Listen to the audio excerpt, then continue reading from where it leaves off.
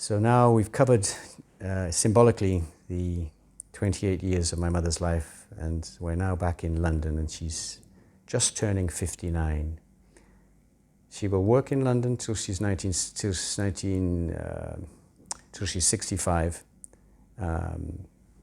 1995, 66 actually, 1996.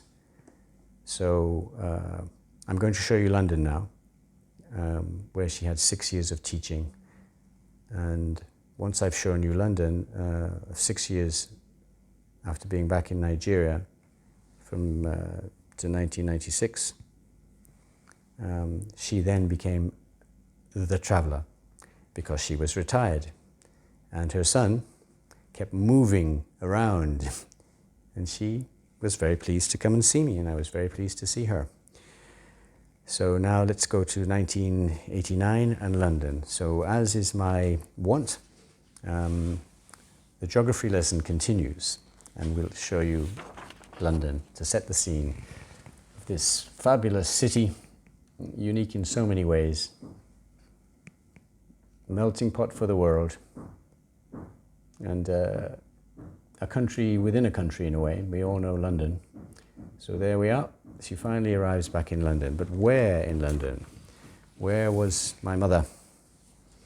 Let's look. This is Greater London, a lovely map covering the entire 15+ million people. And as usual, orange is the legend for where we lived. And you can see it's sort of in the southeast. SE19 to be precise, Crystal Palace, Dulwich.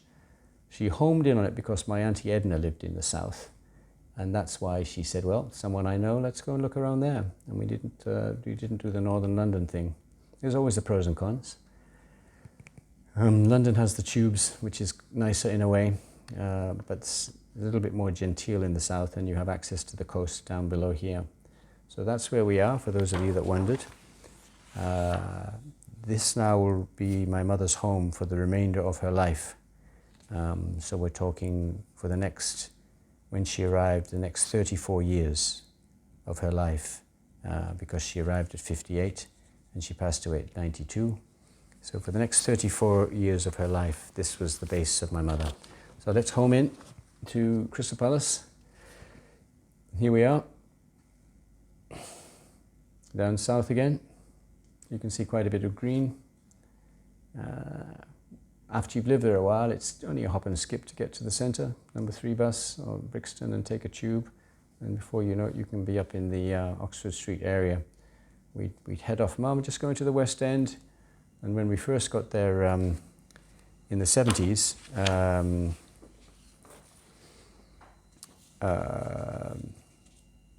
oh, I've skipped over a bit, haven't I? Because we're talking about my mum's travels, I'll just mention, because I've taken us to 1990, but what I would like to say is that whilst we were in Nigeria for the 28 years from 1961 to 1989, there was a little bit of travel. There was a little bit of travel because we bought the flat in 1977. This is very important. I just finished university, and my mother was, of course, living in Lagos at the time, but my father said, go and buy this flat in London. So my mum did the research and settled in Crystal Palace, because I just showed you where we were, but why were we there? She'd bought the flat in 1977, and I'd been using the flat to go to uni, because I just got to uni. Very useful flat. And but while we were there, when we bought the flat, my mother took Simon, my younger brother, and I, just before I started uni, on this charming, charming holiday. I can never forget it. It was a package holiday with my brother, and I had no idea that such things existed. My brother was only 12 and I was 17. She took us to Las Palmas, Tenerife, sorry. And the hotel was called Hotel Atlantis from 1977, and I stole one of the wooden hangers. Until this day, that Hotel Atlantis hanger with the wooden hanger still hangs in our wardrobe in the flat, 45 years later, or whatever, how many years, 45 I think. So I went to the internet and I looked up Hotel Atlantis, and it's still there. The shape of it, like a block. The name was something Atlantis. They'd added something, but the word Atlantis was still there. And I remember the little jetty. My brother loved fishing, and he'd walk down, and he'd taken his fishing rod out, and I could see the layout. And I remember, yes, that's where Simon went to do the fishing. And down by the water there was this other hotel, and my mother had taken a package meal. Simon was too young to come, and gosh, this memory of having a meal, and then they put the flamenco type dancing, and Mum and I went and danced. She had this poncho type thing. I was 17, and there I was dancing with my mum to this Spanish music. It was such a juxtaposition of emotions. And I just can never forget having that experience with my mum. And it was all, the electronics were just coming out. We bought a cheap calculator to take them back. And then we brought back flowers, the ones that look like a bird of paradise flowers that look something like that. So I remarked to myself that what I'd like to do in the future is go back. I'd like to go to Tenerife. I'd like to just take a trip, hop on a skip plane. I probably will as well, and check into the Atlantis and see that again. Probably go for a week. It's such a stunning memory to a young child, a youngish teenager. And another memory while we're down in reception, there's my mum, Simon and I, brown skin, and a lady from the north. There are two memories actually. There are two memories, and she said to my mum, they're adopted, in so many words, and my mother had to correct her, and we went, oh heavens, and her eyebrows were raised. And then my younger brother reminded me of another memory. There must have been, it was a package tour, same group from the north, Nottingham and to the north. Let's see if I can do it. My brother reminded me. She was telling how it had started to rain just before they got on the plane, and I think it caused them some problems. And she said, I will have performance anxiety here, but the lady said, just got onto tarmac, start coming down like bucket. So when Simon reminded me that, I howled because we found it so hilarious, just the accent. Anyway, so two strong memories of that place. And then as if that wasn't enough, so that was 1977 before I started uni, this fabulous package tour thing to Tenerife. We must have come back, a few weeks must have gone by, talk about being spoiled. My father would have arrived, and he'd organized this entire family tour of Rome. We flew off like superstars, my beautiful looking, glamorous parents, and us three boys looking like the Jackson Three, and headed off to some posh hotel. I remember it. It was all expenses paid from some business partners of my father. And then we took a tour. My mother said in her notes we took a tour in a London taxi type car. I don't remember that bit, but we took a tour in a Mercedes, compliments of these people to see the Tivoli Gardens. We went all the way to Naples, and it was fantastic. And why I'm speaking at it with passion is I have something fabulous to show you, to mark that 1977 travel, and just to show you, again, it's here, because I want to leave no stone unturned. There we are. It looks like a shoe, doesn't it, Italy? There we are. That's our 1977 trip. Oh, so there we go, Las Palmas with Mum, 1977. I'm trying to cover everywhere she went, so I can't leave this out. So now we're in the Colosseum. Talked about my glamorous parents. We're sitting in the Colosseum, wandering around, and here he is. Now tell me if he doesn't look like Sidney Poitier. Go and Google Sidney Poitier. How cool is that? Look at my dear dad. Totally stylish man, and very understated. Sitting in the place where gladiators roamed. So I'm sure that with that image, I've done justice to the travels to Rome.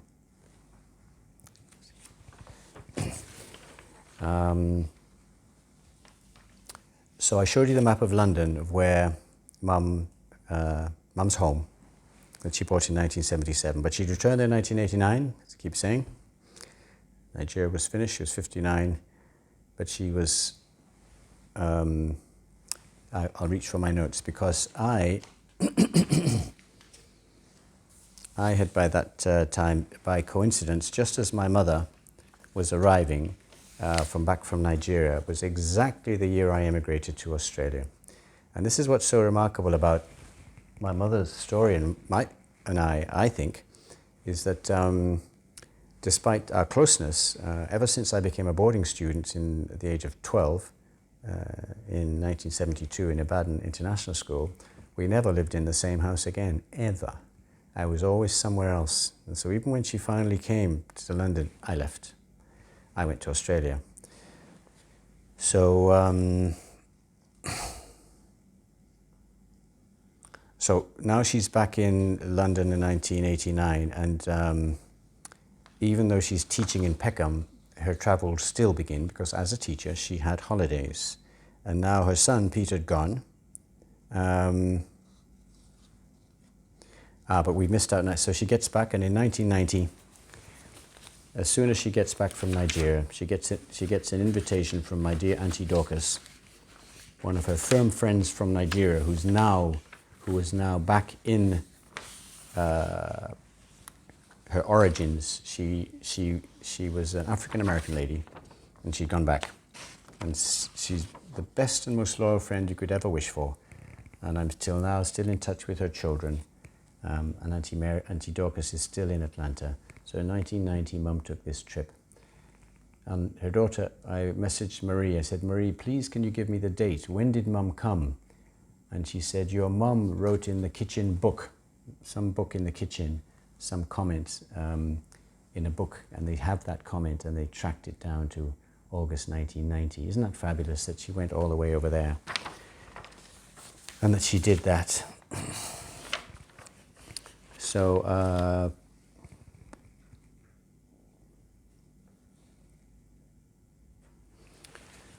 so now that I'm in Australia and Mum's in London, I get there in Christmas, December 1989, just before 1990. But I do believe, so in 1989, to cut a long story short, I was 12 years in Australia.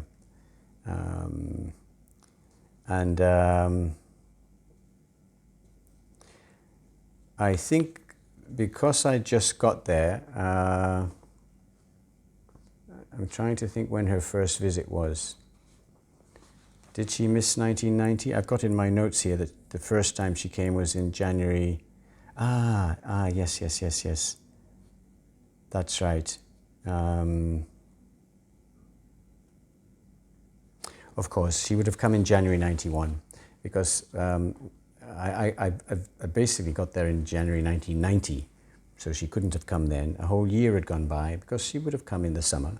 It was winter in the UK, and it was summer she'd come to Australia. So January 91 would have been the first time. That is correct.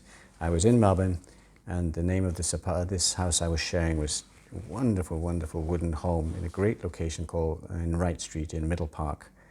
I remember having a friend called Kate, and her father was passing, and he was not well. He was in a wheelchair, and I expressed some worry about my mum. And then Kate said to me, how old is your mum? And I said, she's 61. Because remember, it was 1990 when she looked at me. She said, she's a spring chicken. Heavens, you're worrying about your mother? She's 61. And indeed, she still had 31 years left of life. But that's how much I worried about my mum even then, I think. So she was only 2 years back from Nigeria then, and out she came. But it's map time, isn't it, obviously? I'm sure you've missed the maps. And just to set the scene of the whole area, and a sneak preview of things to come, a summary of our life out in this amazing part of the world, the next adventure for Mum. Just to say, Melbourne, 6 years. Perth, I was 6 years. Now remember, Mum's going to be coming every year. She'd come and visit me every year. Brunei, 8 years. So you can imagine how much time and fun she had there over 8 years. Thailand, a year, but she came twice. And sometimes she'd come to Thailand or Brunei, pop down to see my younger brother in Perth, and then back to me, and then back to the UK. And that way she'd have huge chunks away from the apartment. And my dear Auntie Edna would do a lot to help look after that. So you can see this sets the scene, but now we've got 12 years of Nigeria, Australia to cover, from 1990 approximately to 2001/2002. So now we're home into Australia. The dusk is over. And here we have the amazing shape of Australia. Look at that continent. Very, very nice. I also like the shape of Nigeria, by the way. So we would, and when I got to Melbourne for the first 6 years, I didn't come back to the UK. I was very busy with career and everything. It was far away. So I only got to see Mum here. Later you'll see that when I would go back to the UK, I would travel with Mum within the UK. So there's double travel. Mum coming to me, then when I go to Mum, we travel together in the UK again. But for the first 6 years, it was just Melbourne. Now, during these 6 years, as you'll see, I am so pleased to say that my father came on some of the occasions. What an amazing time. He came twice. Twice he came. And just to touch upon my mother's first trip, we drove around here to the tip of, I'm looking for the name, Lake's Entrance it's called. As you come, I have to invert my brain. I think I've done it correctly, have I? Yes, I have. We'd drive around Lakes, all the way down here, Lake's Entrance, and here we went to see some eagles in the little estuary. This incredible, peaceful, off the beaten track bush. Oh gosh, you just had to be experienced. And later when my father came, we went there again. It was so striking, I'll never forget that. And do you remember when they had those forest fires and everything was burning 2-3 years ago? It's terrible, massive fires. These people at this point that I don't know the exact name, it's just, I could have looked it up where the yellow is. Let's see if I did write it down. Yes, Malakuta. Malakuta. Typical Aussie name, isn't it? Malakuta. Pristine as you can get. Eagles flying around and nesting, and oh, heavens, little waterways. They were trapped. There was fire was coming, and they had to be evacuated by the army. Boats came in to take the people away because the fire was engulfing them and they would have been burned. And I thought, heavens, that's where I took Mum. Anyway, we drove all the way up the coast of Sydney to Newcastle, and this is where I met a very special person in my life, a woman. And Mum was always very instrumental sometimes in me meeting wonderful women. And it was thanks to us going up to see Mum's friend in Newcastle. She had this friend, a teacher called Joyce, that I met my lady. And it was so strong that she came back to live with me in Melbourne for a while. So thank you, Mum, for, and her name I shall mention. Her name was Mia, M-I-A. And that trip was something I could never forget. The romance of going along that coastline all the way up there with Mum. It was all, we didn't book motels, we'd just stop and just get a motel. We'd eat in service greasy fried food from petrol stations when we felt like it, Caltex. We used to laugh about that. And then meeting this fabulous person, and then coming back with her, she came back to me later. Just can't ever forget that. It was amazing. And I'd only just arrived in Australia. So that was living in Bridge Street in Elstonwick at the time from 1992. And where else? When my father came, we drove also down here. Let me make sure I get the right place. No, it's the other direction. the Great Ocean Road, very famous, an amazing drive, and these pinnacles that stick out of the sea called the 12 Apostles. I took my father, when he came along the Great Ocean Road, into some mountains, the Dandenongs, and I remember driving through this road with thick pine trees, massive things, just vertical sticks. I think it was awe-inspiring. All of us just kept quiet, and we drove through this forest, this massive, amazing spectacle. So pleased that my father got to see this incredible place. And that was his first visit. Let me not mix things up. Yes, and during that first visit, we took a trip and we flew with my father all the way to the islands here called the Whitsundays. Took my dad to the Whitsundays. And I have a photo of him walking in a sort of not colonial, but much like the white clothing you just saw in the Colosseum. My dad had his style. What would it be called? As if he was a, I can't remember you know how the colonialists used to wear these white flannel outfits? He had something like that, and I videoed him. Somewhere I have the video on the old format. I'm sure I wouldn't have thrown it away. I'll have to see if it still exists. And he just looked so awesome.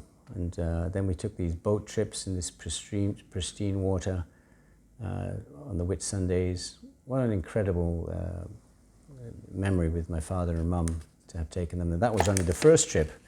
And of course I'm mixing things a little bit with the order.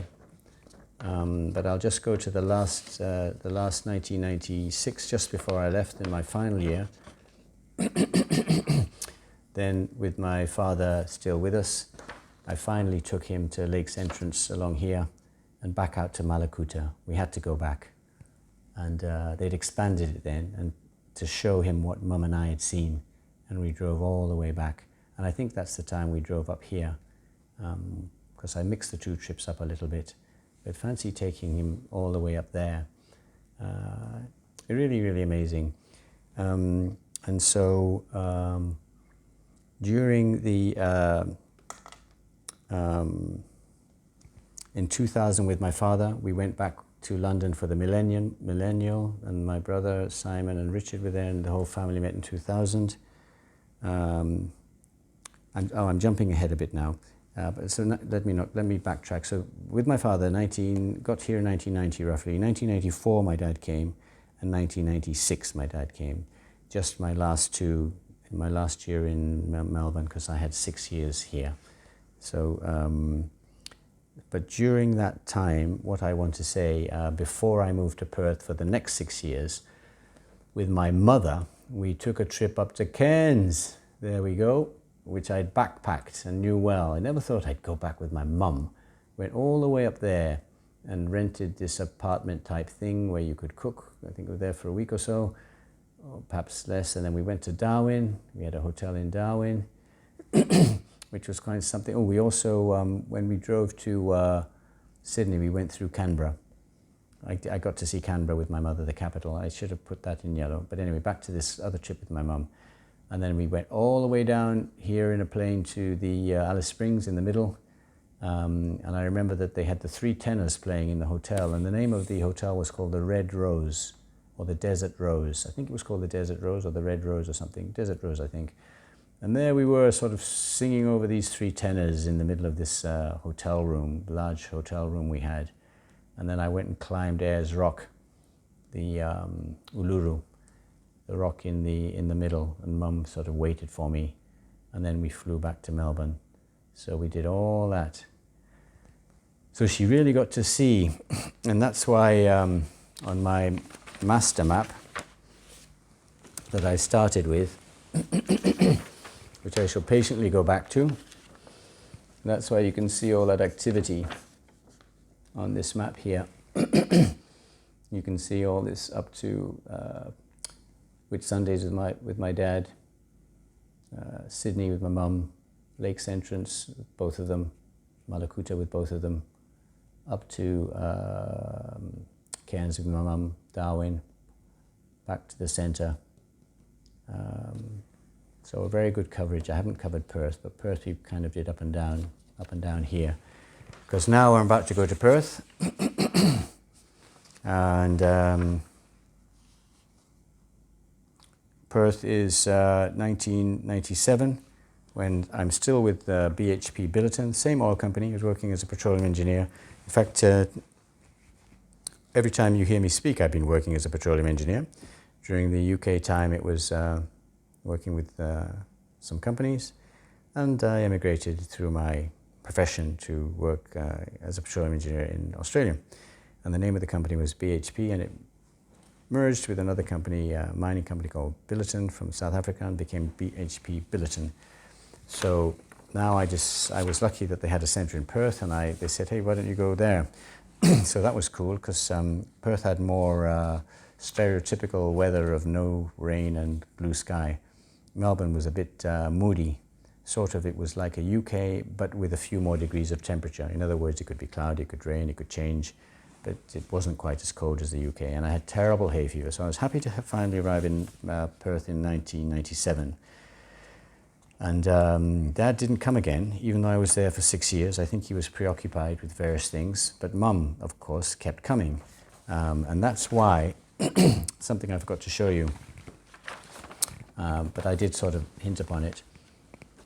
Coming out to Australia, 11 trips to Australia for Mum. Because this is about Mum, remember? This is about the travels of Mrs. O. 11 trips.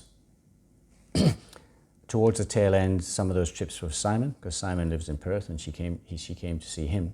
She'd been to Australia more than 12 times, because she'd sometimes double up and come from here. The Queen, I learned, was 14 to 15 times. So Mum was not quite as many as the Queen. I used to say Mum had come more than the Queen, but when I learned the real stats, the Queen still beat Mum. And then I've written down here 11 there. 7 trips to Brunei, because I was there for 8 years and she came 7, and 2 trips to Thailand. So 11 plus 7, 18, 20 years of traveling. 20 years of traveling. Ooh, sneak preview jumping ahead, 4 years to Qatar, four times to Qatar. So 24, 25 years worth of traveling. 25 years of constant traveling, not staying in the UK. She was always on the plane, wasn't she? 11 years here, 7 trips here, 2 trips to Thailand, and 4 trips to Doha. So just add that up again, 18, 20, 24 trips. And I said that by the time I'm through talking, you'll start to see that, well, they would have become close. And I was happy. I was quite fine. I wasn't hankering to have the family life. I was always engaged with other things in my career, and it was nice to see Mum. And so it was kind of symbiotic, where she would come and get away from the winter, and I had tried once traveling on my own, traveling on your own, no, not nice. I was shocked to find, I went to the Greek islands from London once, and was surprised to find that I was actually quite lonely. I thought it would just be fine, but no, you need some company. So Mum and I had great company together. And so now that we were in Perth, I was in Perth for 6 years. I can just show you some of the things we covered during the 6 years. Mum would come every year, as you've learned, hence the 11 trips. She'd escape the winter. And so now I'm in the very pristine and beautiful Perth, to where I will probably return at one day, because I have a base there as well, sitting there waiting for me, because it became truly home. So if you've said, Peter, I of course have Australian passport now, and if you ask me, so did you make your home in Australia? I'd say, well, it's Perth, basically. Because also, if you look at where Perth is, it's easier to access up and down to Southeast Asia, and it's nearer to Europe. It just gets a little bit far out there. So I like the way it's connected, and it has very nice weather. So anyway, back to Mum's story. When she would visit me in Perth, we would drop down to Margaret River and we went as far as Albany, and it's lovely down there, as everybody always says. That's what Perthites say, it's lovely down there, they always say, but it is.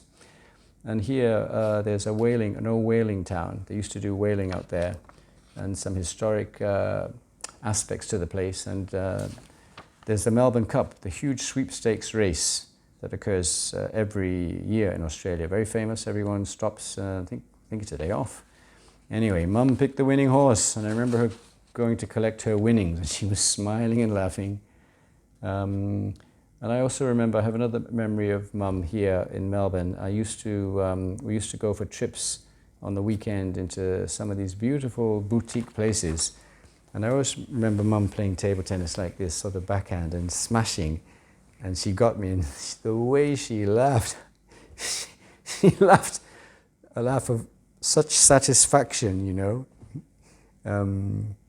And glee, I think the word was. And I was surprised that she could wield that table tennis bat, playing table tennis with my mother. So anyway, we'd make those trips down there, and that would be very nice. And then we thought, well, we should try somewhere new. So one time we went up here, getting very dry, to Geraldton, dry and arid. And we took the wildflower season, because a certain month, or I don't know, 2 months, there's a sort of blossoming that occurs of all these wildflowers. And they really are lovely. And there's a famous place on the way to Geraldton called the Pinnacles, which are rocks, human-sized rocks, which are sort of shaped like, what's the word? Obelisks. And they just naturally formed, and they're just all standing around. And I have a picture of Mum in a white jacket, and she was a little bit offended. I said, "You look like one of the pinnacles, Mum." I wish I do have it somewhere. I hope I can pull that out one day. So we stayed in accommodation up there and toured around and enjoyed the drive. And I think we went inland a wee bit. There were less places to go than this green centre here. But let's look at my notes. Did I miss anything out? So that that took us to 2002. And during that time, when I was going back, I went back to London in 1997 or so. I'd been away from London for 6 years. And thanks to Jack, Auntie Edna's husband, for throwing a dinner for me. I'll never forget that, a lunch welcoming me back. And a few years went by, and Mum and Dad used to do coach tours together. I so regret that the electronic picture era came late, because we do have so many amazing pictures, but they're all paper. I would have shown some.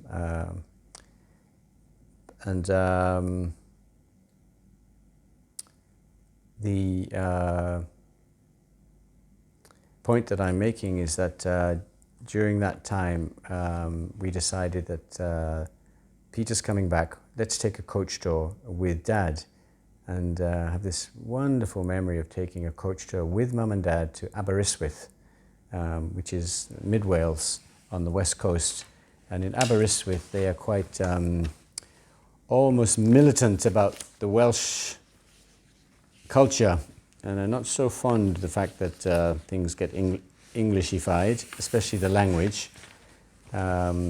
So in Aberystwyth, when you see signs, you see Welsh first and English underneath the Welsh. So the reason I mention it is that Aberystwyth, that Coach Joe came from Perth, came to the UK. Mum and Dad headed up from London. Had a wonderful time with both of them in Aberystwyth. And I always remember my dad smiling wistfully as we were remarking how friendly the Welsh are and that they're hospitable, and he smiled wistfully. He said, this was the problem. That's why they were too welcoming, and they just pushed them off into this small area that's left, he said, that's almost eradicated them, you know. I'll always remember him saying that as we stood at some monument, and I went, you're probably right, Dad.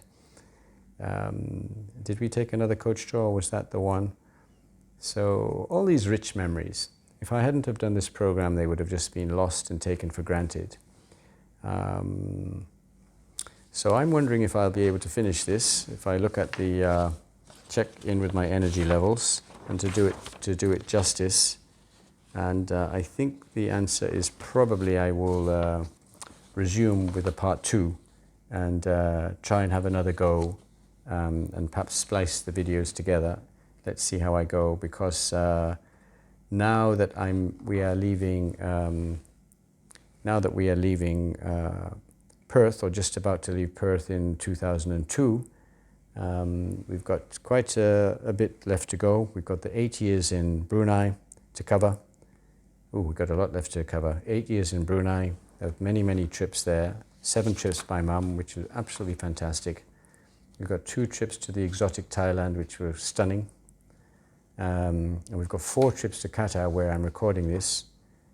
And then we've got some wonderful trips around the south of England, which just completely opened my eyes to the beauty of the UK. Much underestimated place. It's the weather that, as we know, that pulls it down, and the unpredictability of the weather. So I thought to myself, 60 years to cover in one video was always going to be a little bit ambitious. So, and if I resume another time, we can catch a little bit more daylight as well, which is always nice to have some of the daylight too. So I think that what I'll do is thank you for your great attention. I've really enjoyed presenting this and getting through the not missing anything out, to honor my mum and also my dad at the same time. And if I do have a resume, if I've missed anything out, you know me, I'm sure that I'll fill it in. And I can also have a look to see if there's any improvements to do for the next one. So stay tuned, folks, and I think I'll come back and do the then I can do better justice to the fascinating other parts of my mother's travels that await us in part 2 as I leave Perth for Brunei and Mum comes to see me. It's not only that, whilst in Brunei, when I would return for summer breaks, because I got 7 weeks holiday a year with Shell in Brunei, Mum and I would do some fabulous trips in London, which I'd also like to tell you about. I have to, because she was with me. So the rule is that anywhere Mum goes, I want to cover it, so that at the end of this, all her movements of where she lived her life and all the places she went have been covered, and what she did. That's my aim, to leave no stone unturned. So thank you very much, dear ones, and I really appreciate you being here and watching this unusual presentation about somebody's mum. Thank you very much indeed, and stay tuned for part 2. Bye for now. Welcome back, everybody. Thank you so much for pressing on play once again, as I shall attempt to deliver the second part of describing my mother's life. I begin with asking for guidance to do this from my father and for my mother. May it please you both, and may you direct me in the way you would wish me to deliver this. So I'm very happy to be back here with you again. It's a little later than I'd planned to start, but we still have a little bit of daylight, and we'll get a nice dusk hopefully behind me. I'll start by saying that in the efforts of continuous improvement, you may recall that we had this plan in part 1 that I hastily sketched before we started. Well, just look what I've done since then to transform it into something that it truly deserves to be. Here we go. So this, I hope, does it much more justice on the program that I'm attempting to deliver for my mother's life, and also to summarize and rationalize how she lived in this plane, and where we are in this presentation. So as you can see, my mother being born in 1930 and passing away this year, she reached 92 years here. And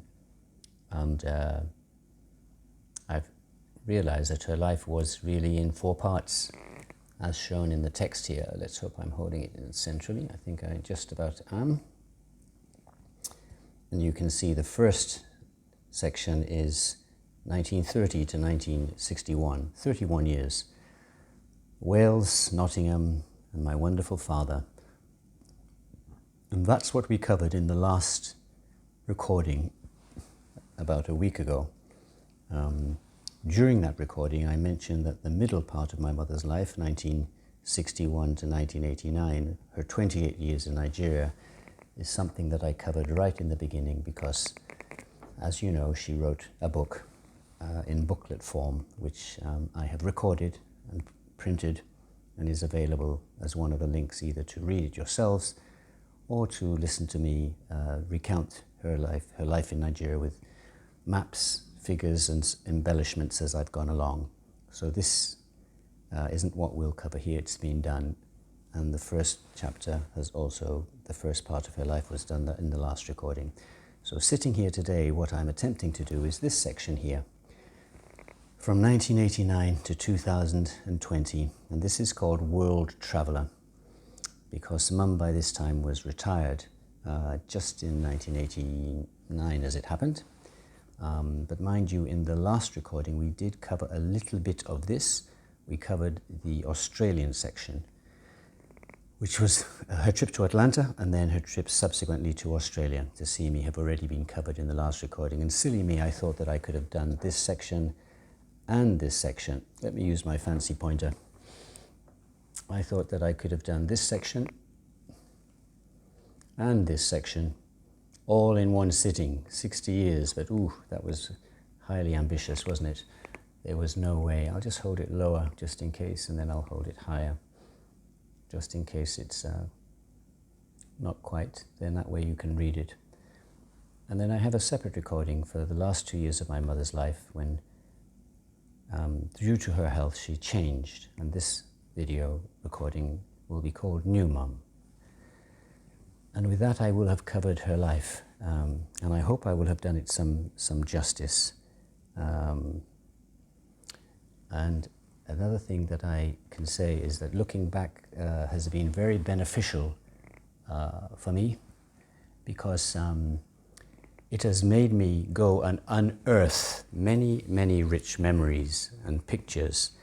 And with life being the way it is, especially perhaps with social media and things like WhatsApp, I think that we can barely keep up with life in the present moment. There's so much coming in. I guess that's why they call it the information age.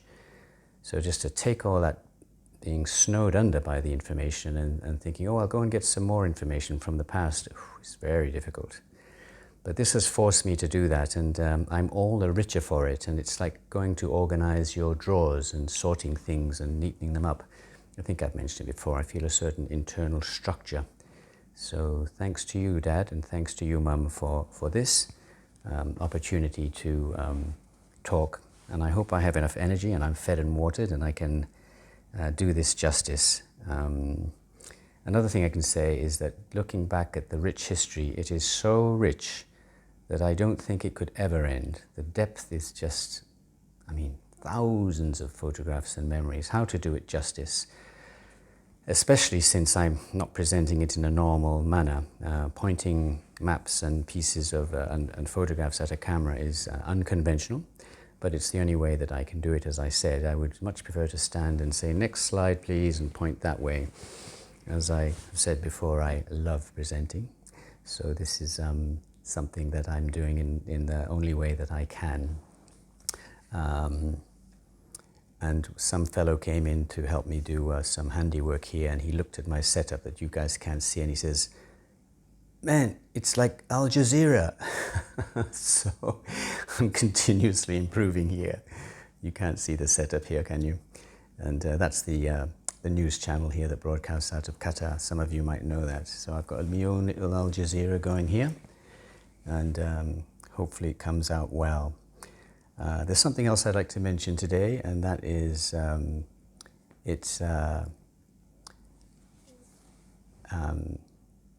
Men's Day. 19th of November. Today is Men's Day. I hope, and this is my wish, that as we go further into the future and humanity develops and evolves, hopefully, that Men's Day becomes more firmly on the map and can join Women's Day, which is pretty much in the human consciousness. And that's when we'll truly be making progress. So for all the men, you are absolutely great, and you have my full respect. Don't get me wrong about sexuality or anything, but I adore men. I adore my brothers. I really, really do. So hats off to you all men.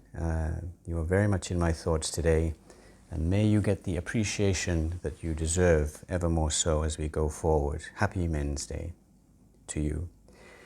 And on that note, when I left off, I said we'd covered Australia, we'd covered Melbourne and Perth, and how could I have left off the trip to Melbourne, which is the 6 years from 1990 to 1996. I just got to Australia, and I told you, if you listened to it, I had the great honour to have my father come out twice to visit me in that period, I think 1993 and 1996, the last year. And I think it was the first visit, probably. I mixed it. Could be the second visit. How could I have forgot to show you this about my father's visit to me? So especially on Men's Day, dear Dad, here you are for me to share with the world. My amazing, most handsome father, standing on Melbourne Pier. We'd gone for fish and chips. Look at him. Google Sidney Poitier, and you can see that my dad, Sidney Poitier, movie star, had nothing on my father. Dapper as ever, lovely winning smile. Just so well turned out. And his voice was amazing. His elocution, I think is the word, apparently we inherit a little bit of that. Someone told me once, and it's probably true. The way he enunciated his words, his English was just lovely to listen to. I hope I'm centering it. So there, I'm so proud of you, Dad. There you are. Apparently I look a little bit like a Michael Jackson knockoff, but don't look at me, just look at me, Dad. See that lovely face. So in honor of you, my dear father, and to set the scene, I've asked for guidance from Mum and Dad, so I think it will also be appropriate. This is a picture that I keep in my house. This was, what was this now? My dad was turning 70, I believe. I think it was my dad's 70th. They went to a restaurant not far from home, and there it is. I hope it won't shine because there's glass. Bring it a little bit closer. There's me, Mum and Dad, together in London. Dad was turning 70. See, still smart. So I see that most days, and I look at that. So in honor of you both, so having set the scene, I think a little bit more scene setting to be done.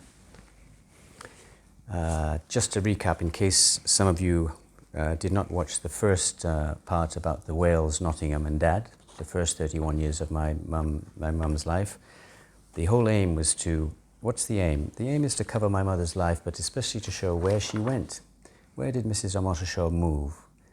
Where did she take herself to visit? What parts of the world? What did she see through her eyes? And you can see from the first part, living in Wales. I very much enjoyed doing Wales, and we'll touch a bit more about Wales because I travelled there with my mum. Nottingham, amazing place. Met my dad, so significant. Of course, Nigeria is a whole another story and adventure for me mum. And now we're touching on this part here about her moving around, and of course moving around to a large extent because she came to see me. And being a petroleum engineer in the oil industry, every decade I'd move, and she'd to a completely new place, and then she'd get to see that through me, where she came to visit. So in summary, this is the big picture. Let's see, I think I've got that just about right. So the big picture, born in Wales, first 31 years there, travelled when she was young, before she met my dad at the age of 25 in Nottingham University, married. 6 years later, with her 2 young ones, headed to Nigeria for 28 years. Many trips back and forth, lived in the north, lived in the south. Visited Las Palmas as we took the boat on the way down. We used to take the boat around here, past the Bay of Biscay and around the West African coast. And when that part of her life was done, she came back to London, which would remain her home till she passed away. We took another trip to Tenerife with us boys, with Simon and myself, my younger brother.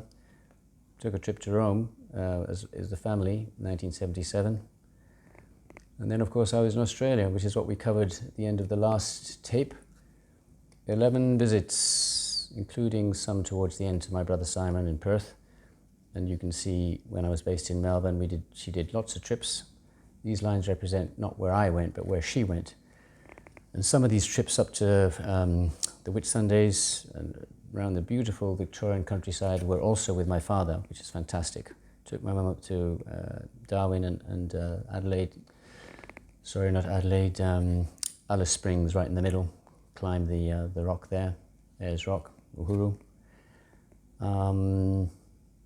Moved to Perth, did a bit of travelling up and down. My dad didn't come here, and that's where we left off last time. So I was just about to do Southeast Asia. So 11 visits here for my mother, and now we're about to do Brunei here, 8 visits. 7 visits, because I was there for 8 years, but she had 7 visits. And then look at this Brunei, tremendous space to see Southeast Asia. You can see like little spokes on a wheel. We radiated out and did various trips, and it's like we're in the center. We should have done Philippines, but just wasn't any time. And then we went up to, I went to live in Thailand, lucky me. And then Mum, of course, came twice there. So that's even more trips. And we're going to start here now in Brunei. We've just about finished Perth. We've done the 11 years here, and we're going to 12 years here, sorry. We're going to do 8 years in Brunei now. I've got lots of lovely photos to show you. And then, of course, Mum visited 4 times in Qatar, where I am now. She couldn't fly anymore. She was 85 on her last trip. And so then we did some amazingly beautiful trips within the UK. So we kept traveling right till the end, every single time. And one thing when we're in Brunei, which makes it more complex, is that yes, she'd come to see me, then I'd go back to see her, and I'd take her on a trip somewhere. So we'd have double amounts of travel to cover. Her trips around here, and we'd have trips over there. It makes it a little bit complicated when I was tracking. Where did we go? So that sums it up rather nicely. For those of you that don't have time and just wanted the summary, that is the summary. I do understand that not everyone has hours to listen to me. And I mentioned to a friend I was doing it, and he said, it must be therapeutic for you. And I thought, it is therapeutic for me. But I also hope that it's of use to anyone else listening, and even of interest as well. But one of the main reasons is it's a document. It's an artifact that lives here in the world, brought in, channeled, whatever that word might be, through myself, and lives on in this world, so that my mother's life is noted and documented, and my father's life more than it was before, so that if anyone was interested, they can go and look and find out, she did this. And that's what I feel my mother deserves. I think everyone deserves it. And as I said, if I could make a Broadway production or put her on the movies, I'd do it, because of her goodness and her uprightness, and my father, and the gratitude to them that I owe them everything. Everything. My body, my good health, my upbringing, my ethics, my morals, my education, my money. This is the very least I can do to bring their memory back, to live on here. And selfishly, I get the benefit because then they're closer to me. And I relive them, and I can feel them closer to me. Maybe one day I'll watch these back myself and think, we did this. And if I have more time, who knows if I'll make something a bit more professional, in the way that I can speak and the slides will just appear instead of just holding them out like this. And so I will be satisfied that my mother's life has not gone unnoticed. It's worth documenting her existence here. So we just left this fabulous continent of Australia, where we've had 6 years in Melbourne, traveling all over here. Oh gosh, down, got that wrong of course, down here. Amazing countryside with trees and forests, and the Great Ocean Road Drive, just phenomenal. The 12 Apostles, you can Google the 12 Apostles. It's one of the greatest drives in the world along this coastline. Did it many times, so happy to. And we stopped and did some whale watching, and we saw a whale off Warrnambool. Fantastic, but I'm especially happy. Took my dad up to the Whitsundays. How exotic is that? Took Mum to Cairns, Darwin, and Alice Springs. Didn't do Adelaide, that's the only place. And of course, Mum, when I lived in Melbourne, we did the whole of, I'm still mixing it up. When we lived in Melbourne, we did Sydney as well. Perth, we went up and down, up and down. It gets a bit dry when you go beyond that. But once again, we did Perth great justice. Tremendous beaches, and I have a picture of one of the beaches coming up later. So finally, after that very long introduction, we're now onto new territory, having set the scene and the context. I can say, what's the next adventure for Mum? And I wish I'd started about an hour earlier. We could have had a bit more light. So here we are. I've learned so much by doing this. What I've learned is, look at that, it's almost just as the crow flies, isn't it? Straight up to Brunei, up and down. Incredible. And then Hong Kong. Continue on to Hong Kong. It's just one straight line. Amazing. So why have I got these radiating out? Well, 8 years in Brunei, we were going to do some traveling. We were going to pop down to Perth occasionally from Brunei. We were going to pop across to Singapore. We did a Hong Kong trip, and we did a Vietnam trip. I should have a few more lines on this, you'll see. We did some trips within here, but within the island of Borneo. This island is Borneo, just so happens Brunei is on the top of the island formerly called Borneo. But more explanations on that later. But those are the main lines anyway. So that sets the scenes for the next 8 years. And homing in, I have a very nice map here, I think, which shows it very nicely. So now we home in to Brunei. And here, orange is places lived, and yellow is places visited. Brunei, of course, being in orange, places lived. And the trips we took, I've already mentioned Singapore, Hong Kong, Vietnam, and these are the ones I missed out. Kuching, fantastic memories of Kuching, which is also called Sarawak, but the state is called Sarawak. This state is called Sabah. We've got a fantastic trip to the highest mountain in Southeast Asia, Kota Kinabalu, where I have a very dear friend and his wife who live there, Mike and Evelyn. I hope to go and see them one day there. So Mum and I had some wonderful trips all around there in 8 years. And if we home in on Brunei, not many people know about Brunei. What does this show? Let's see if I can speak a bit more. Aha! So let's speak a bit more about this. That Peter the teacher comes out with a geography lesson again. A bit of a geography lesson. Malaysia, not many people probably know that it's split. It's got West Malaysia. There's a line there with a border. And then Thailand begins. Look at that. Thailand goes all the way along. It stops. Then you get Malaysia. West Malaysia. You get Singapore on the end. But there's East Malaysia. It was split. Legacy of the British colonial whatever. So that top line is East Malaysia, split into Sarawak and Sabah. And furthermore, carved into that. In fact, they asked Brunei, do you want to join Malaysia? And they probably correctly said no, because they found lots of oil later offshore Brunei. So Brunei sits nestled within East Malaysia. There it is. And it's very small. So homing right in, gosh, it's small.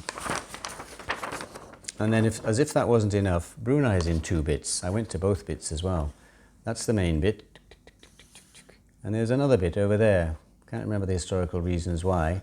Oh, they want the bit in the middle. They're very annoyed. So there's some, but I don't think they'll ever get it back. So there's some politics involved there, but this is really ecotourism in here, very untouched. Let's see if it's exactly, you can see how they've sort of logged everything else around. It's somewhat bald, but here it's green because they've preserved it. Wise. Yes, I went on a trip with a company, Shell. So I worked for Shell with Shell, petroleum engineer as ever. And we'd land here, and we'd land here in the capital, Bandar Seri Begawan. Bandar means town of Seri Begawan. Bandar Seri Begawan, the capital. And the Shell car would meet us, and we'd drive about 100 kilometers here.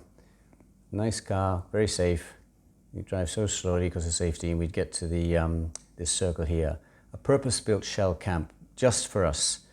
Developed by the Dutch long ago, Royal Dutch Shell, with some houses. You'll see the houses, tulip houses they were called, I think.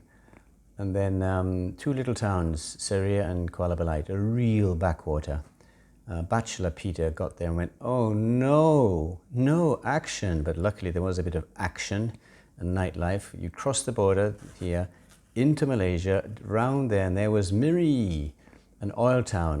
I think it's best described as a dirty old oil town. It wasn't up to much, but it was good enough. They had a few night spots. Alcohol was available. Everything was cheap because the Brunei currency was incredibly strong. The Brunei currency was tied 1-to-1 with the Singapore dollar.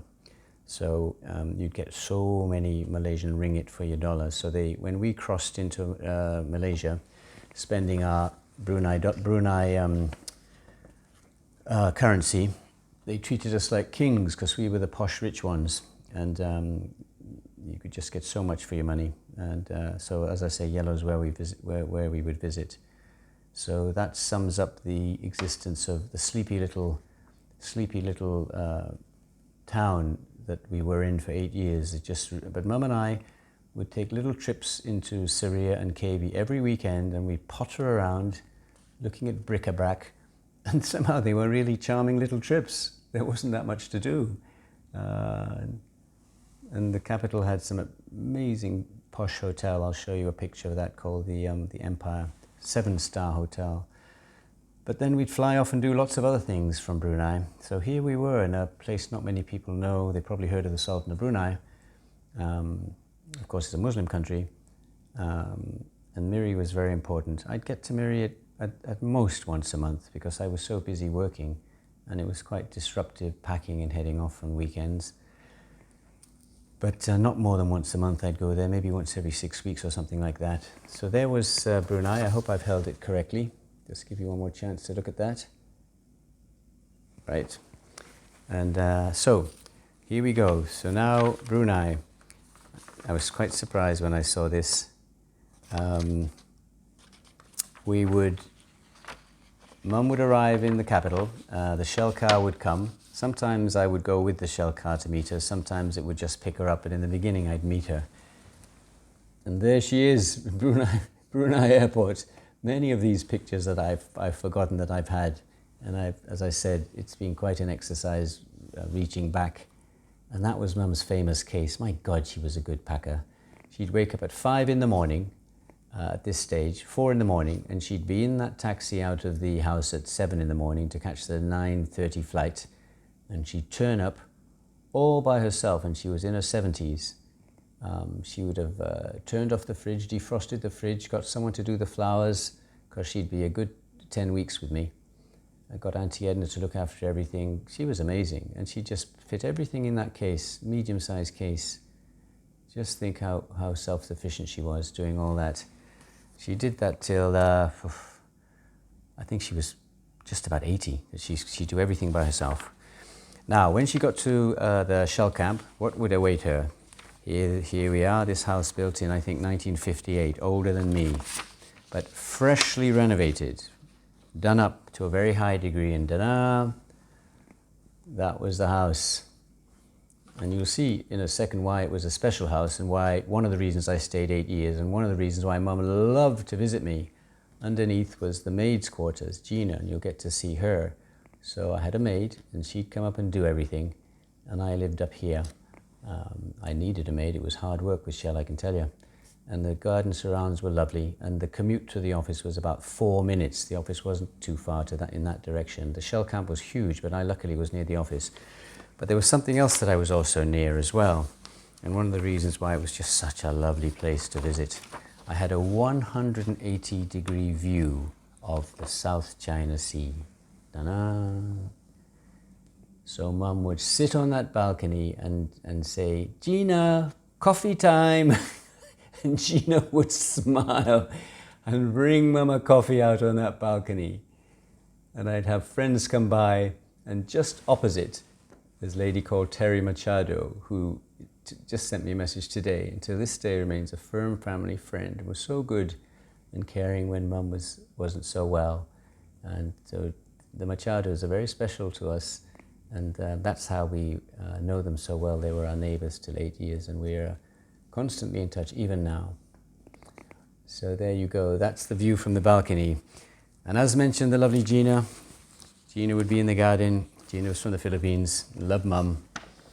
There they are in the garden. Of course, the soil wasn't suitable for growing because too near the sea, so all the flowers were in pots, everyone. And whenever an expat was leaving, you'd see all their pots would go on stale, and people would rush for them on the internet to get the pots. I had enough though. It was a fantastic house. It was amazing, and it was also done up. I've got a taste of it inside. So I've had a lot, as I said, of doing this research to relive it. And Mum, I hope you're here with me in spirit. Otherwise, these things just become lost, don't they? And that's the thing. We don't have time to go back. Life is happening too much in the present. So here we are, having a meal that Gina would have prepared in the main living room, just behind that balcony. And even I'd forgotten a lot of this. There we are. I think we'd gone to Kuching and bought these things, and I had an idea, why don't I hang them and make a sort of semi-partition, and I felt it was ever so artistic. So that was, and they were special sticks, that had a name. So there we are, sitting with good old clunky shell furniture, Dutch origin, survive a nuclear bomb, that stuff. Cloggy, we used to, of course, the shell, the Dutch people are called cloggy for that reason, aren't they? Gotta love them though. And so I hope I'm holding it central. So there we are, enjoying a meal on one of Mum's trips. So on the 7 trips, she would spend on average minimum 2 months, usually 10 weeks. So that's a big chunk of time, eh? And I'd be working, and she'd develop friends she'd go for walks on that beach. I have many pictures on the beach. I found a video as I was looking of Mum.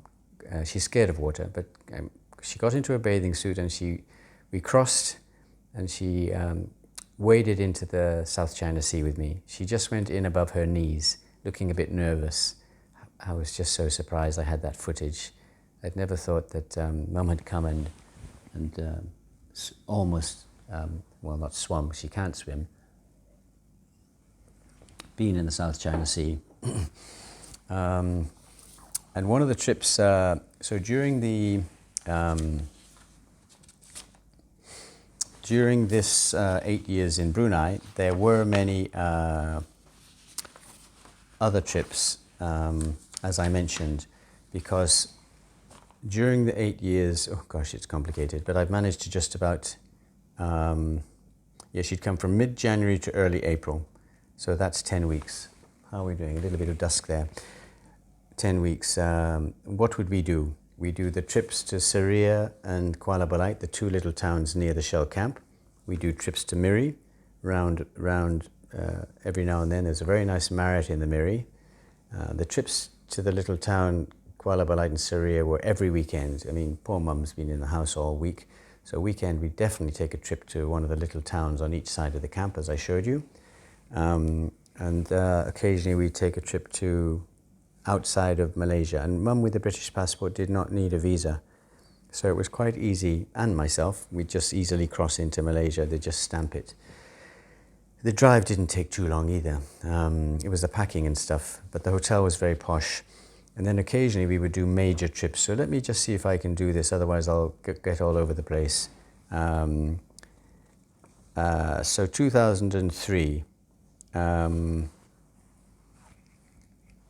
February, 2002, we left off on the last recording in Perth, and in February 2002, I moved to Brunei. Now, Mum couldn't come that year because she normally would come in the winter to escape the British winter. So I'm not sure how that quite worked, but her first trip for sure was sometime in 2003, because I was established by then. Simon also came sometime around that time. He came for one trip, and we took a trip to the capital in a boat offshore to some small little island. I think his trip was quite short. 2003, Simon came. And so we did various trips in and around. 2004, Dad passed away. So I'd only been there a couple of years, and that was very difficult. I'd gone to England and seen him in August. He was so unwell, and then he passed away in November, and I was in Brunei alone. I wasn't able to see him when he passed away, and I went back for the funeral in November 2004, November 25th he died. I still remember hearing the news, and it was terrible. So then Mum was a little bit more free. This is when she decided she'd try to write the book that we've talked about. And she, therefore, for sure, she came in 2004, and you'll see we started to ramp up the traveling at that stage because Mum was now more alone. So we might as well do the first. So 2005, we probably had done a bit more traveling, but as best as I can detect, in 2005, Mum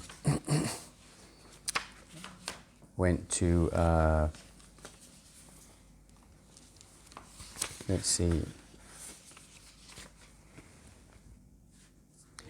yes, we went to Kota Kinabalu. So Kota Kinabalu is in Sabah, which those of you might have remembered is part of East Malaysia, but this is a bigger map now. So Brunei, you can probably see is carved in there. The two bits that I've said, hopefully you can see. There's the capital. That's the capital. That's where I lived on the other side, about 120 kilometers away. But if you took a flight here to Sabah, there's a very famous mountain here. My gosh, it's beautiful. And a beautiful name too, Kota Kinabalu. There it is, a peak. I always remember this flight. It was Brunei Airlines. It took off. It reached peak height for like 2 minutes. And as soon as we were at peak height, it said, "We will now be descending." It was up, and I don't even think it had it was a curve, up and straight down with no flat bit. Think how close. I think it was 40 minutes, 35 minutes we were there. So we landed, and then we took a taxi up to the mountain straight away. It was a beautiful drive, very high mountain, not to the pinnacle, of course, but to the highlands surrounding it. And it's worth mentioning that trip to you.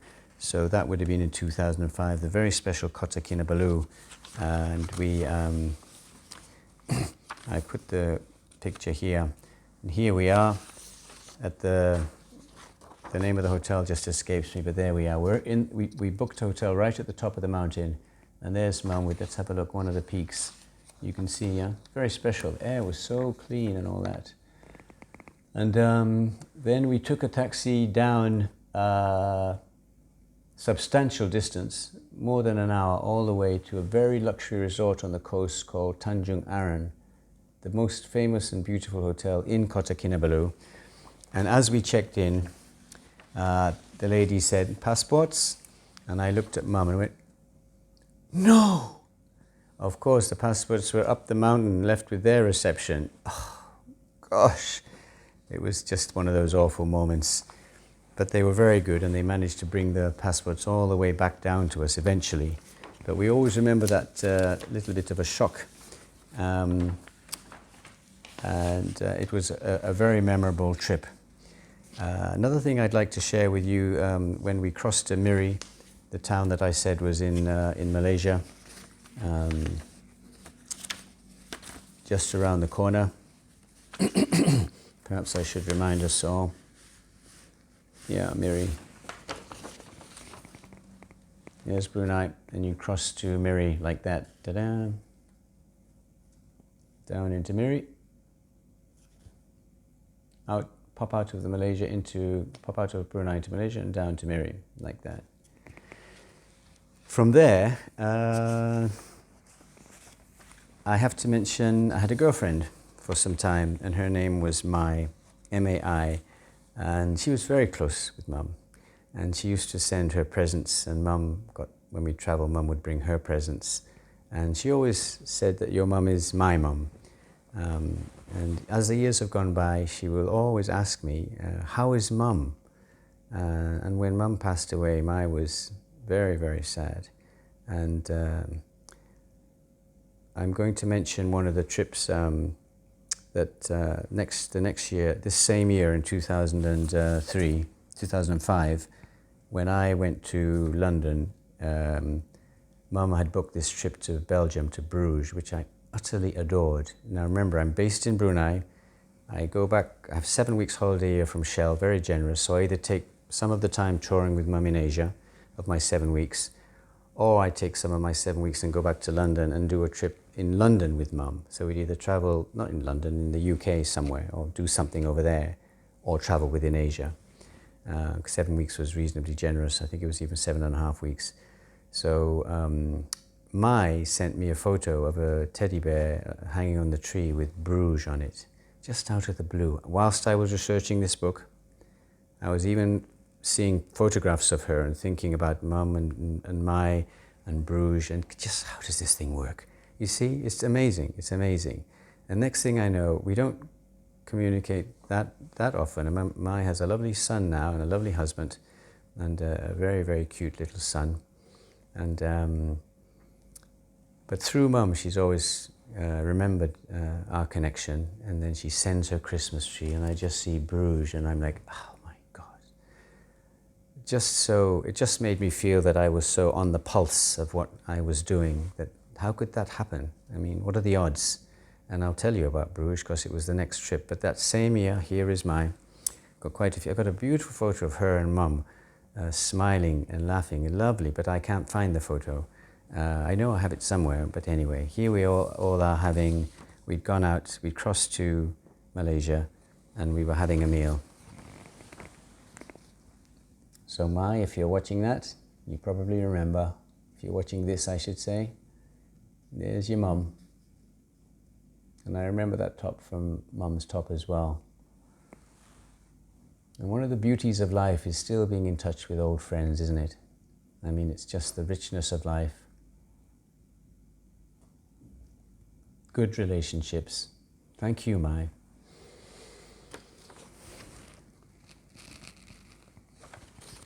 Mai is an Iban, one of the original inhabitants of that area. Not a Malay, a Muslim. You can probably see we're all having a glass of red wine. And so then that same year we do go to Bruges. So now I'm very pedantic covering everything because this is meant to cover everywhere Mum went. Not necessarily myself, but where Mum went. So it's 2005, I flew to London, and Mum, pretty ignorant about Europe, to be honest. And I had no idea about Bruges. And she said, Peter, I've booked something for us. And we stayed in this really nice hotel. But first of all, it got even better because we took the Eurotunnel. We went to the station together, I can't remember, I think it's Liverpool.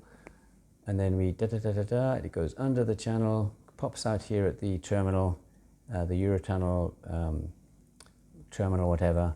And then you take a bus and on to Bruges within Belgium. And Mum wasn't so phased. She's seen it all before, but for some reason I was incredibly impressed with this Bruges. It's an oldie-worldy cobbled masterpiece with canals going everywhere. It looks like they built it for Disney, except it's real. It doesn't feel like a Disney thing. That doesn't do it justice. Like a real Disney, like a fairy tale land. And we took the canals, and I was snapping away and really, really enjoying this place, playing the tourist to the hilt. And the photo that I have doesn't do it justice of Mum because it's far more beautiful. There's too much choice, that's the problem, and there's not all the time in the world, but I have this one of Mum standing, I think, in the main square in Bruges, 2005, on Peter and Mum's Bruges holiday, and it was one of the most romantic holidays for me. Have I got it the right way? There we are, standing in the middle. And we ran into a very nice couple and had a fantastic evening with them. People are so friendly, an English couple. And I hope I'm centralizing this right. There we go. Mum and Peter in Bruges in 2005. A very, very special memory. So, looking back to my notes. So now we go to 2006. And I think in that same year, somehow with all that traveling, I put January, we did Perth, let's see, 2005, I want to get this right. No, I'm skipping ahead, so now we're in 2006. Good, so 2006, but before I go any further in, oh by the way, here's Kota Kinabalu homing in, just for completeness, I might as well go back a bit. That's Kota Kinabalu, and that's the mountain. And there's a meandering road, beautiful road. I thoroughly recommend going to Sabah if you want to have a little bit of an unusual holiday. My friend Mike and his wife Evelyn live in the area, and I might go back to here and see that mountain. They climbed the mountain. Mike climbed the mountain. I didn't. While I was with Mum, I didn't climb the mountain. It's pretty high. And I introduced Mike to his wife, which I'm quite proud, because I told him to go to a certain place near the Shell camp to buy furniture. I said, there's a nice lady there that'll help you. And he ended up marrying her, and I was the best man in the wedding. So that, and Mike's mother, Mike's from England, and his lovely mum Beryl used to visit him in the Shell camp, just like Mum was visiting me, and they formed a very nice friendship. Beryl, she was similar age to my mum, a real gentle lady, and Mum used to visit her up in the northern part of England, and unfortunately Beryl passed away before my mum passed away. So Mike and I do comfort each other about the loss of our mums.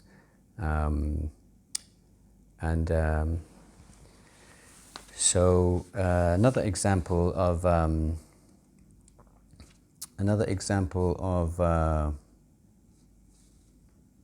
trips within Brunei, as I mentioned. I mentioned there was a posh hotel in the capital.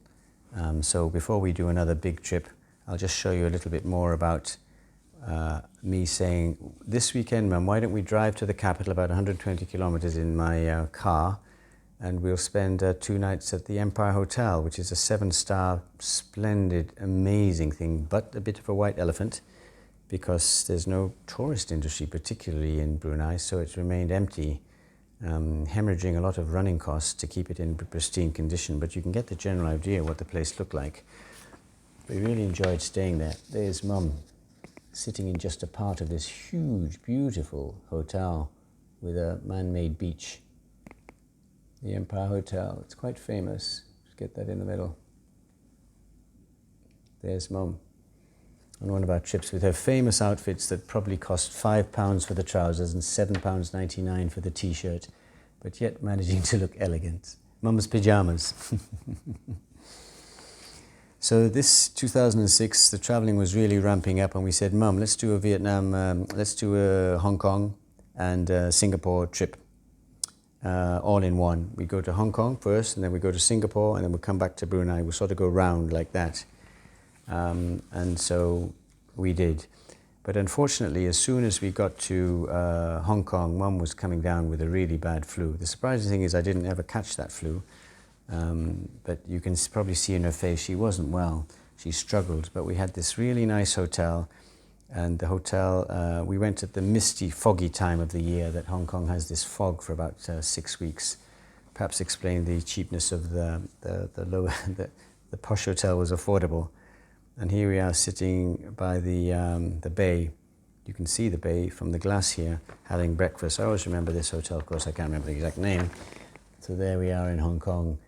And Mum was so poorly, she had to stay at home and rest, and I went exploring, basically. I headed off exploring. And went to the famous malls and things, and Mum had to chill.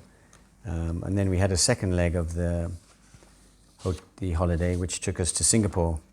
And here we are standing at a little bit of a famous part of Singapore. So here we are, 2006.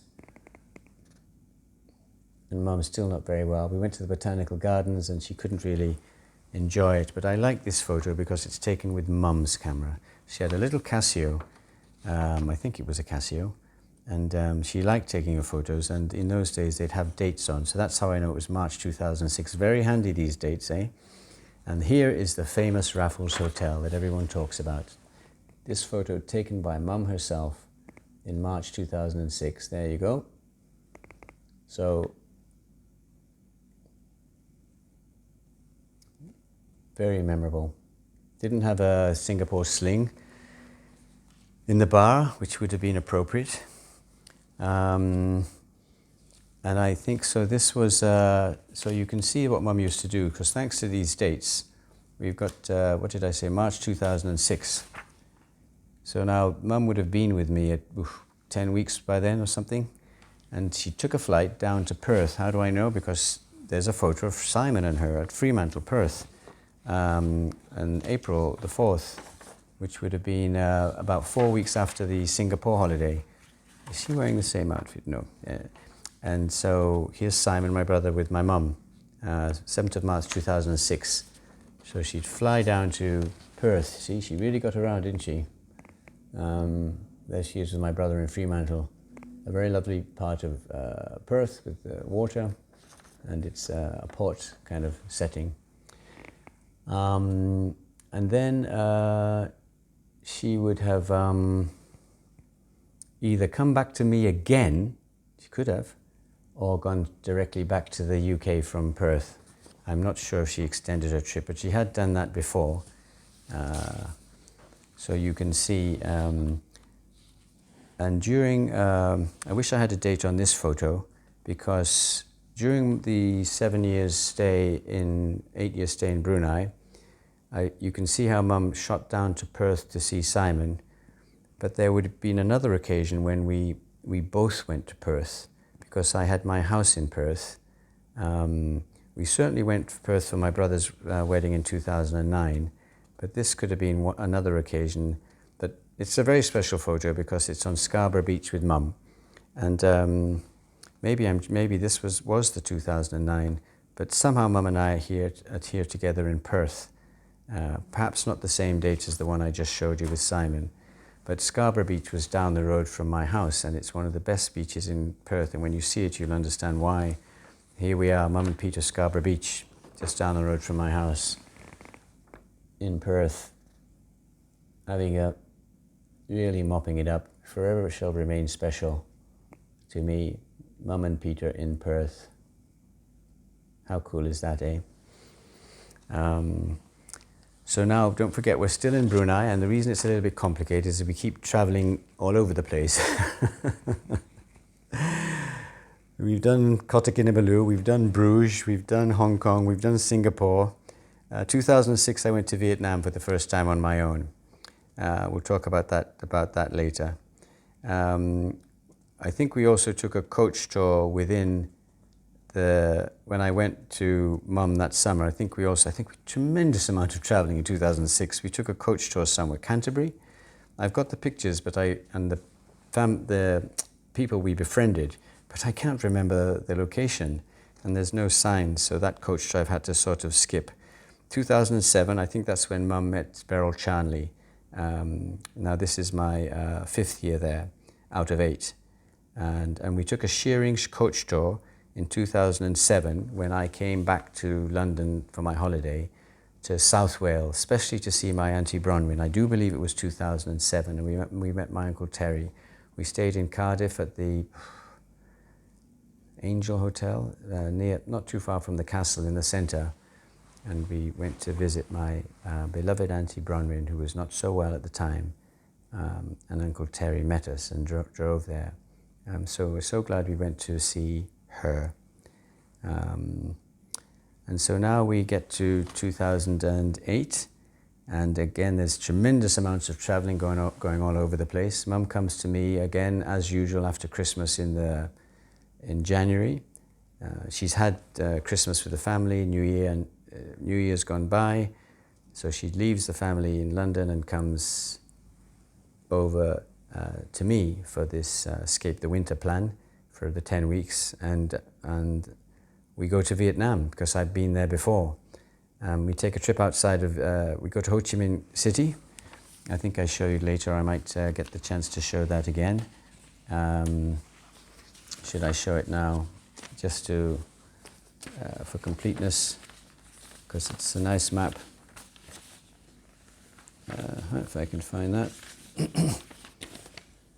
Seeing as I'd smoothed away, and I knew we stayed in an extremely charming hotel that had been fully renovated and was French colonial architecture.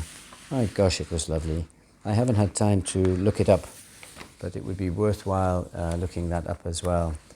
I had, through Shell, I had, not only did I have tickets and certain amount of tickets every year, there was some travel perks, etc. So that's why I was able to use these and use them for tickets to fly everywhere and stay in these nice hotels. And there we go, not far, eh? Bam, Ho Chi Minh, there before you know it.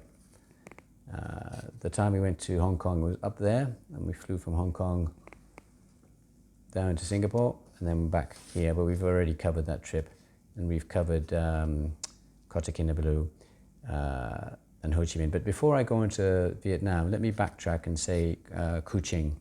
Let's do this Kuching first, Sarawak. This trip was also a short hop and a skip on the plane, but for some reason it was utterly charming. We stayed in the Hilton, and the river would wind, and when you opened your windows, you had this very, very nice aspect onto the Hilton. And it was not a rich place, it just so happened it had a couple of nice hotels. But somehow Kuching was very, very charming, and it had a cultural village that was a recreated buildings representing each of the maybe 7 tribes. You had the, oh gosh, I can remember the Ibans, like like Mai, and all the other names have escaped me now, but some, and they all lived in different fashions. And I can't resist telling this story. So one night there was an awful commotion going on next door, and we thought Mum and I could bear with the noise, but it became absolutely unreasonably loud. It was like a complete din. And I was getting angry by this stage. I was getting frustrated and more kind of, we had to get up in the morning and do stuff. And my God, I'm hardball sometimes, because what I ended up doing was I went next door, knocked once, didn't wait for an answer, opened the door and pushed it open, rushed in and started screaming at these people. But before I did, I noticed that there was about 12 men in it. It was a stag party. But luckily I didn't allow myself to stop, and I just sort of bawled at them, whereas it was completely cheeky because I was outnumbered, to say the least, eh? Who knows if they were gangsters, but I was so audacious in my, the way I screamed at them and swore at them that they quietened down after that. And when I told Mum, she was like, what? So today it was one of those really weird memories of something that was perhaps, if I'd thought it through, I would have probably not faced up to this crowd of men, hard-looking men, but it worked anyway. So Kuching was just one of those special places. So now back to Ho Chi Minh City. Vietnam, lovely place, lovely setting. Architecture was there, loads of motorbikes everywhere. That's the main part of transportation. And in the war, there were the network of tunnels that the North Vietnamese would use to infiltrate. And they were called the Chu Chi tunnels. And God, you've got to respect these men. They'd go down there and they'd live. If you're claustrophobic, how would you even do it? And they'd go in these tunnels and live in these little, they'd make a sort of enlarged bit within the tunnel, which was like a sort of room, but not very big, and they'd all join up. And this is where they escaped from being detected. And my friend Igor used to always tease me, how could you take your mum down those tunnels, Peter? God, you just give her a break. She don't, you know, she's elderly. And I say, Igor, I did not take her into the actual tunnels. We just went to have a look at the place, but he would never agree. And he kept saying, you know what this guy did? He took his mum down the He completely fabricated his story of how because he always said, you push your mum too hard, Peter. Let her have a rest. Why are you taking her to all these places? So it was always a bit of a joke how it took mum down the tunnels in Vietnam.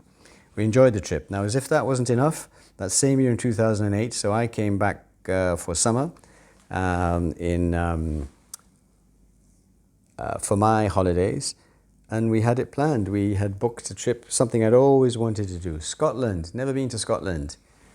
So my mum and I took an EasyJet. It was so lovely. Was this the last time we ever flew? I have to think. 2008. No, of course not. There was no, there's more to come. So 2008, I was particularly happy to fly again with mum. So we took this trip and stayed in a pre-booked hotel. Can't remember the name. Enjoyed it. Very nice people. And we took trips to Edinburgh Castle. And I always remember, for some reason, why didn't we take the taxi all the way to the top? But anyway, we found ourselves not really at the top, and there was this big long walk up the hill. And I'd always put my finger at the base of the spine of mum's spine and just push. And it sort of stiffens your spine and a little bit of assistance. So it became like to her it was a flat road because I was the one pushing. And I pushed her all the way up that hill. And that's the only way we managed to. We walked the whole thing. I always remember pushing her. And we had a wonderful view, and there were some very nice photos. But the photo I like, as I said, I like the idea of flying Mum and Peter on EasyJet. There we are. Look how happy she looks. Look how happy I look. So there we are, flying on EasyJet, heading up to Scotland, wee bonny Scotland.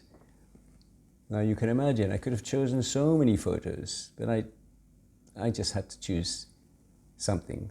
It would never end, would it? There'd be so many photos to choose from, but I took it because the joy of flying with mum. And as usual, folks, there's a map. There is a map. Scotland I found fascinating because I'd never been. I'd always wondered about this Scotland thing. Oh, that's not true. I flew to Aberdeen and then I flew offshore. When I'd go offshore, but it was always like get to Aberdeen, go to the depot for the helicopter, fly. So I never really saw Scotland. It was always at the Aberdeen terminal. So yes, I'd been, but not really seen it, because the offshore oil fields were accessed through Scotland, and I was running these things from London. So here we are in Scotland, and I learn all the time of how interestingly close they are. Look, Aberdeen and Glasgow. Everything's all somewhat crowded together. Am I holding it right? So we fly up to good old Edinburgh, to the Dower Scots. Dower meaning they're kind of serious. And everything was a little bit grey, some of the stone. And then we home into the middle. I don't know where our motel was, a hotel rather, quite nice as well. But there you go. For those of you that like a bit of geography detail, there's Edinburgh Castle right in the middle. Lovely view, also worth visiting. And as a civil engineer, the Forth Bridge, let's see, Firth of Forth, what's it called? Yes, the Forth Bridge, and it's in the Firth. It's like a canal, a water passage, Firth of Forth. I think it was new as well. Got a photo taken in front of that masterpiece of engineering. So I went to visit that bridge, famous bridge, went to the Edinburgh Castle, and just generally had a nice time away. We'd typically travel on a Sunday, and we'd come back Friday night. So we'd have Sunday, Monday, Tuesday, Wednesday, Thursday. We'd have a 5-night trip. We found that was okay. Any longer than that, and it became a bit too much. So you can see a lot of traveling there. In that year, tremendous amount of travelling, Vietnam and Scotland. So travelling at both ends. Mum's come to me in Brunei and we're travelling in Asia, then I come to Mum in London, we're travelling somewhere else. And I guess this was in part because Mum would have been mourning inside and quite sad, and we as a family wanted to treat her and keep her company. If Dad had been with us, no, it wouldn't have been like that. She would probably have come with me once and we would have gone away together, because this is what I have said perhaps previously. I can't remember the year when I'd come to London and we'd travelled to Aberystwyth in Wales, Mum and Dad and I. So the three of us had gone away. I really enjoyed going with Dad. It only happened once. But before Dad passed away, when I was in Perth, when Mum was visiting me in Perth and Melbourne all those 11 times, she'd do that in the winter, of course, to escape winter. But when she was in London for her summer, from around about 1990 to 2004, when Dad passed away, 14 years, Mum and Dad would take trips, coach trips, several of them. They'd go away together to all sorts of places with shearings usually, and I think another company. Mum would organise it, and I know Dad would enjoy it. They'd just go off and do a trip for 5 nights. So of course when Dad passed, I would do trips like that with Mum because Dad had been gone. And that's why when you see not many photos of Dad, I was surprised that I had so few of him in electronic form. We have loads in the paper form, the printed ones back in London, many. But that's why there's not very many, because electronically, just around the time when I was getting into a big photo habit, Dad had passed on already. So now when I flip my notes over here, and 2008 we've just done, so I've got 2 years more in Brunei. So now we're into 2009. 2009, lots of interesting things happened. One of them was that Simon, my brother, got married. So we all went back to, for that, in 10th of January 2009. My brother had a very nice wedding. And how did we do this now? Mum and I stayed together. Did I meet her in Perth? Gosh, somehow we got to Perth together and we stayed in the travel lodge in the centre of town. I remember it well because when I went back from my friend's, my friend's wedding, many years later, 2005 I think it was, 2006, I stayed in the travel lodge again. But anyway, that's another story. But it was a very good wedding. And I have photos from that. But the one I have that has all of us here, I think it was after the wedding. And we'd gone out for a meal. And you'll be able to see my brother and Paula and myself and Mum. I think it's just a wonderfully amazing photograph. We'd gone for fish and chips somewhere. Look how happy everyone is. And you can get to see my brother and Paula, 2009, just after their wedding. How lovely is that? I hope it's centralized. There we are. Everyone's smiling, and Mum's so happy to have a new daughter in the family with Paula, who always used to call Mum almost weekly, and they loved their chats together. So there you go for your viewing pleasure, everybody. 2009, one of our trips. So you can see how well travelled Mum was, eh? And there's a lot more to come. So now in 2009, something very special happened. Mum and I put our heads together and thought, where should we go? And done all these other things. And it suddenly occurred to either me or her, we should go back to the land of your origins, Mum. We should go to North Wales. Why didn't we think of it before? Because I think for me, this was one of the most fascinating trips ever. Back to Wales. And from the first video that I did, you already know a fair amount about Mum's origins in Wales. And it got even better. Mum said there's a very special train called the Wrexham Shropshire Line. It was a special train. It wasn't like a steam train or anything, but it had more oldie-worldy carriages that had lots of character. It was subsequently discontinued. I think we got the last year of it. And it was like taking the Orient Express type thing, you know, but internally. And it was quite twee. I have a photo of us in the carriages, but I couldn't get too many photos because they're already quite a lot. But what I did find was our travel ticket for this very somewhat famous line, the Wrexham Shropshire, because Mum said, we can take the Wrexham Shropshire train from Marylebone, London Marylebone to Wrexham Station. Gosh, there it is. There's our ticket. My gosh, it was amazing. It was one of the most romantic trips. So suddenly we were going on this amazing train, being whisked back in time to me, because you might remember from the My Life in Nigeria recordings that I had the honour and privilege at the age of 6-ish to go back to Wales for a year because of the Biafran War. And I remember everything about it. It's like a magical place for me. So I had a car parked across the road, and you've seen this photo before, but just to set the scene, there we are, it's like a pilgrimage.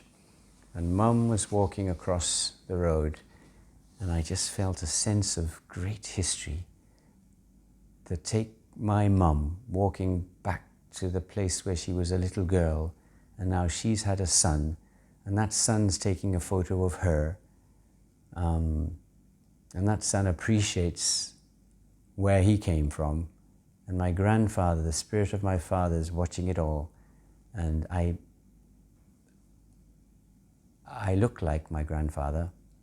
And so it was just all so poignant, to say the least, if that's the best word I can find. And here it is. It may not mean too much to the viewer, but to me, my gosh, this meant so much. I'll see if I can work this backwards. Now, that's a duplex. There's 2 homes there, and there's 2 homes there. So it's this home, as I pointed out last time. This one. Make sure I've got that right. Yes, correct. This one. And we'd walk down that little alleyway in the middle. And can you imagine this little gap in the middle? When I was there when we were 6 and 7, someone would get some stumps, and then we'd play cricket in the gap. Someone would bowl, and we'd hit, and the ball couldn't really go on the left and right because it was only this wide. It's quite good though. Played a little bit of cricket in the middle of that, very inventive. But look at Mum going. Look at that. Her son behind her, watching her. How could she have imagined all those years as a little girl? You saw the photo of her as a little girl in the front garden. How could she have imagined years would go by and she'd have a son following her? And then we wandered across the road. If you can recall, I won't get them out because there's a lot more to cover. There's a beautiful cemetery across the road. So Mum and I, we visited the lady that lived, let me get that right. The lady that lived on the other side of the Twidgel, as we'd probably called it, the gap, was Mrs. Daniels. And we called her Auntie Posh. And to my great delight, she was still there. She's still there. And she gave us tea and everything. And she had a Peter Daniels, and I was Peter Omotoso. So they called him Peter Daz, for there was a soap, and I was Peter Omo for the soap. We had 2 types of detergents, Peter Daz and Peter Omo. It was so funny. And one of them came, and they had children, Susan, Gary, Anne. I forget who came to see us, but it was amazing to see them. And she made a joke. She was very funny. Something, oh God, the punchline was, I'm better lying down anyway. I wish I could remember the joke, but it was so funny. We all laughed.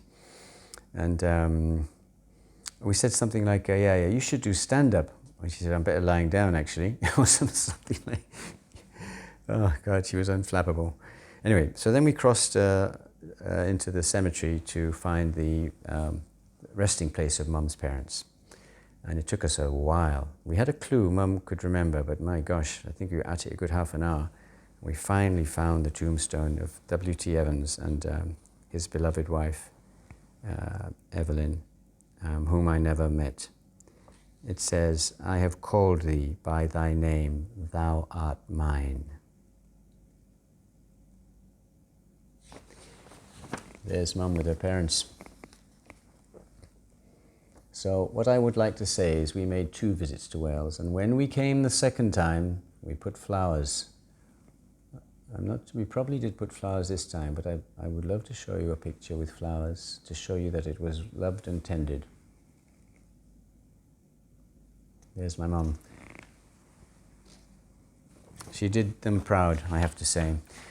And so now, as I said, we are still in 2009, and we're in North Wales. We went to visit a lady called Marjorie, who was amazing, and she was in her 90s at the time. She was older than Mum, and she had a 100-year-old tortoise called Lovely. I have a picture of the tortoise, but I didn't get that. My Auntie Marjorie died at the age of 96, and Mum at that stage was about 89, and the tortoise is still with her daughter, Lovely the tortoise. But Auntie Marjorie was an amazing lady. But the next photo I want to show of this Wales, I have some interesting things to show.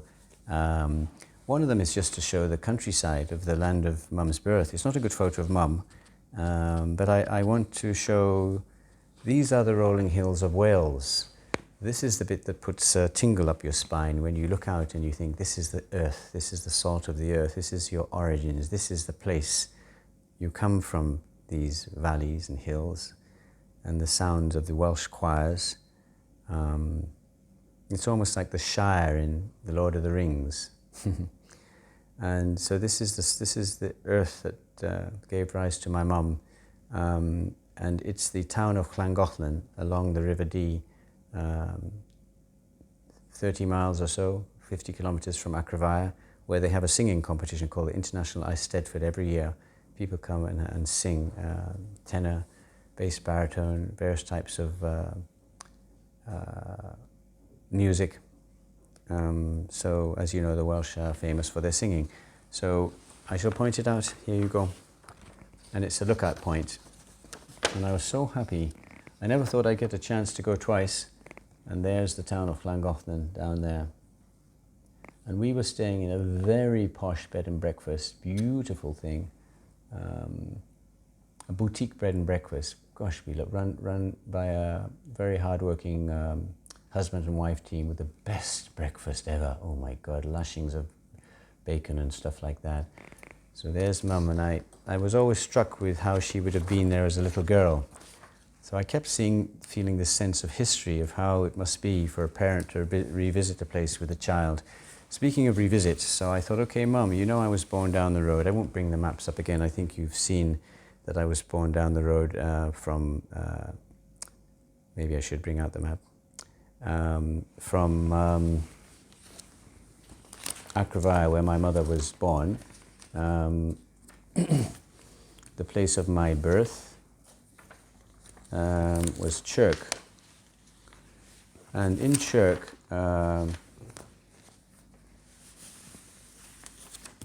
yes, I think I'll bring it out. Because, yes, it's not too bad. Chirk was, I think, 15 kilometers or so down the road from the place where my mother grew up in Akrafaya. You're going to get a bit of rustling now. Just give me a second.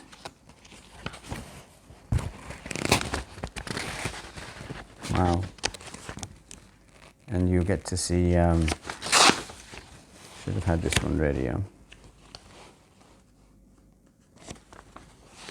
Just speak amongst yourselves. I found it anyway.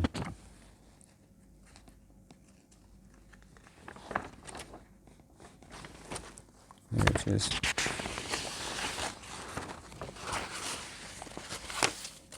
Forgive the rustling.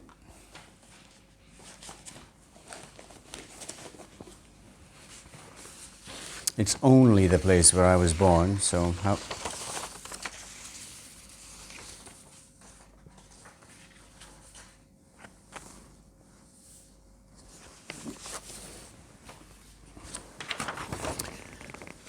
Should have had this in place. So Wales, here we are.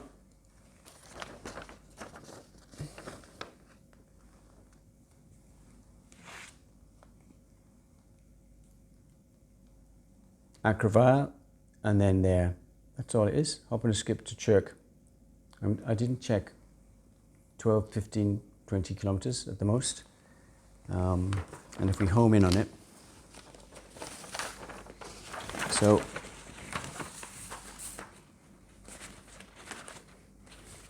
I was just born in Wales. Akrava, here we are. So when I said Mum was sitting looking at Llangollen and that view of the hills, it's out here along the River Dee.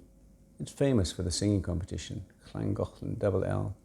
Even I can just about pronounce it, Llangollen. And this is Chirk. Whew, thank God I almost was an Englishman. Narrow escape. Much prefer to be a Welshman. So I was born in Wales there. And so we went, and I said, Mum, can I see the place of my birth? And she said, yes, let's go and have a look at where I gave birth to you. And when we got there, they were so friendly and couldn't do enough for us. And we stood and looked, and I said, what side of the hospital? She said, it was around here, the ward. And I looked, I thought, God, this spot is where I came into the world, just around about here. And they were describing it. And it had been rebuilt. And now you're going to see a little bit of Welsh, and you'll know that I'm not kidding when I told you earlier it's a completely different language. So there we have Welsh on top. I wouldn't have a clue how to pronounce it.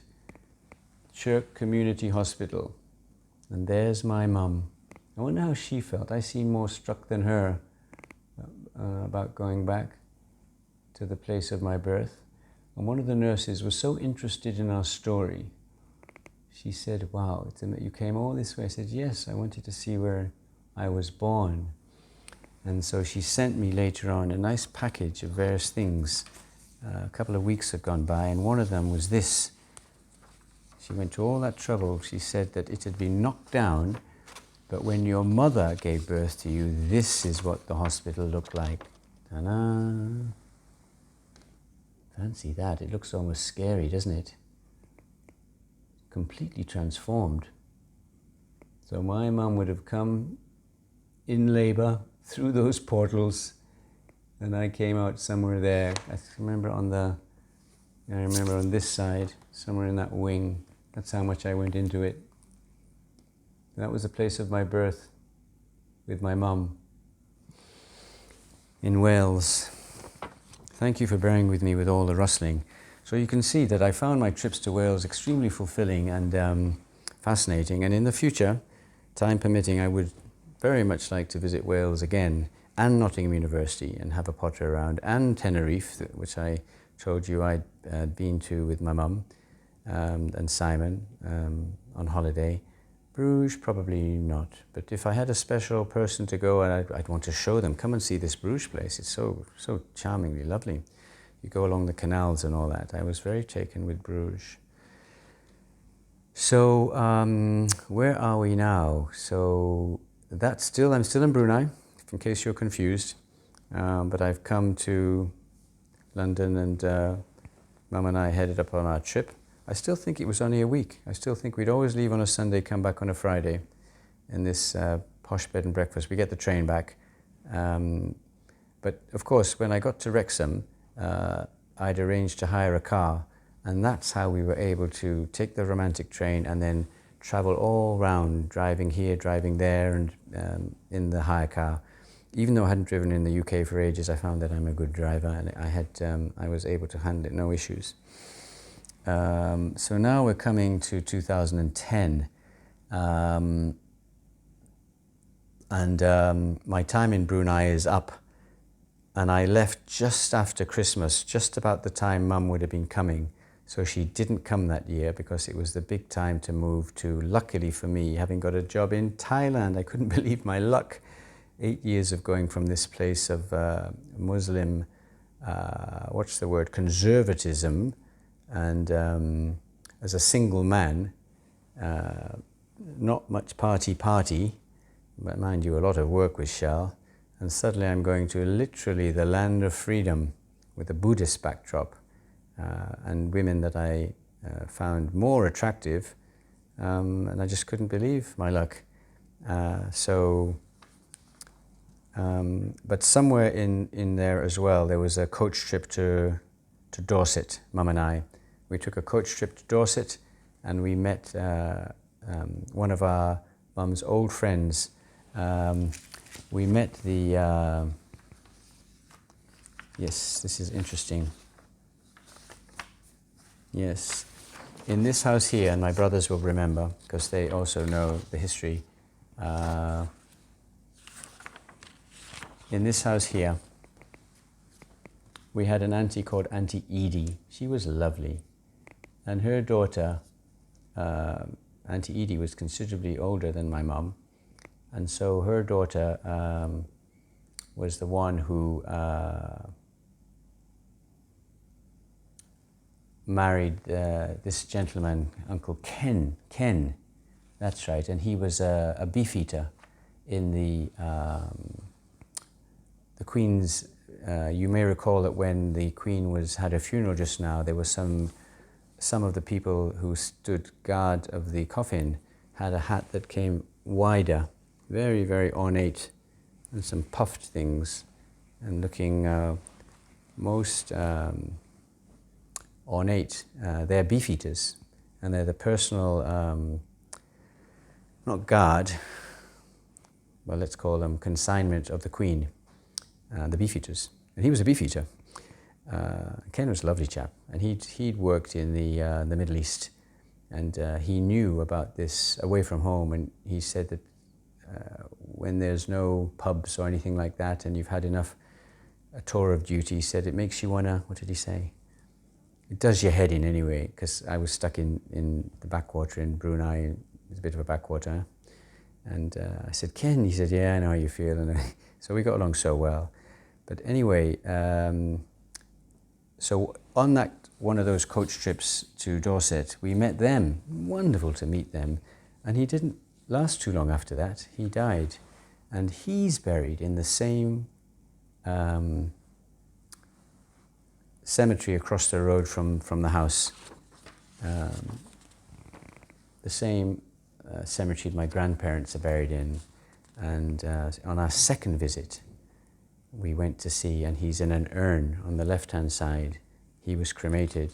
So I was very touched to think I'd seen him on this trip, and now I was seeing the man in an urn, buried there like that. I don't think he was an engineer, but he'd done the expat life like me thing. So we had we had an empathy for each other. So now, so I just wanted to mention in honor of him and the Dorset coach trip my mum did. So you can see a tremendous amount of traveling in summary of all these trips to Brunei, and then trips to within Asia, as previously just described, and then trips back to the UK, and even going to Scotland and going to Bruges and going to North Wales and visiting Perth. So my mum was really hopefully taking her mind off her loss of her beloved husband, and it was then she decided to start writing in 2005 her Life in Nigeria book, which I'm so happy to have covered. And it's what started this all off. I didn't have a premeditation to suddenly cover my mother's entire life, but one thing led to another, has led to another, led to another. And for a sense of completeness, I would like her to be recorded here, documented. So I shall keep going. And in 2010, I arrived in February 2010, then I left Brunei with a 40-foot container of stuff, 8 years worth, an entire home. I'm not a light packer, even though I was single. And I had great hopes to stay in Thailand for quite a while. That's why I brought all my stuff. And I had to settle in for a while. And Mum, instead of coming to see me in the usual winter to escape, she, in order to get to see me, because it wasn't too sure how long I'd stay there, I luckily managed to find out. I arrived in March and Mum came to see me in September. And then she came again I was only there a year and a quarter, the contract didn't last, but luckily Mum came in September 2010, after I'd got there in March. And she came in February 2011, she came twice. So let's just have a little bit of a geography thing here. And we can see where we're already quite familiar with the Southeast Asian area by now. And you can see where I've spent all this time in Brunei, Singapore, Ho Chi Minh City. And now you know the legend by now. Orange means places lived in. So there we are in Bangkok. And we did not do any traveling within Thailand. There wasn't time, but we traveled to the outskirts of Thailand, to the north, Ayutthaya.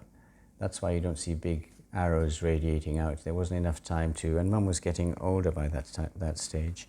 But just, I have a charming photo to share. On Mum's last visit to Brunei, I think, sometimes I remember she'd extend her stay by perhaps going to Simon in Perth and coming back to me on the way back to London. But in one occasion, I was delighted to find by May the 8th, her birthday, she was still in Brunei with me. Now, we're almost into the summer, so imagine if she got to me in January. How could she still be with me in May? I think she must have gone back and then come back again. And I took the opportunity to think, wow, when will I hadn't had a birthday with my mum forever, and I'd gone into Kuala Belait and I'd bought this special presents, which I thought was really nice. And then we'd gone to this Shell boat club, which you had to be a Shell employee to use the club. And they did a particularly lovely fish and chips and some nice food. And you'd sit there in this wooden building, and the river, Kuala Belait River, would go past. And Mum used to, it was a little chit system. You'd write your order on a piece of paper and it would be billed to my Shell. It wasn't even cash, typical kind of Brit colonial Dutch thing. Well, I guess a club system.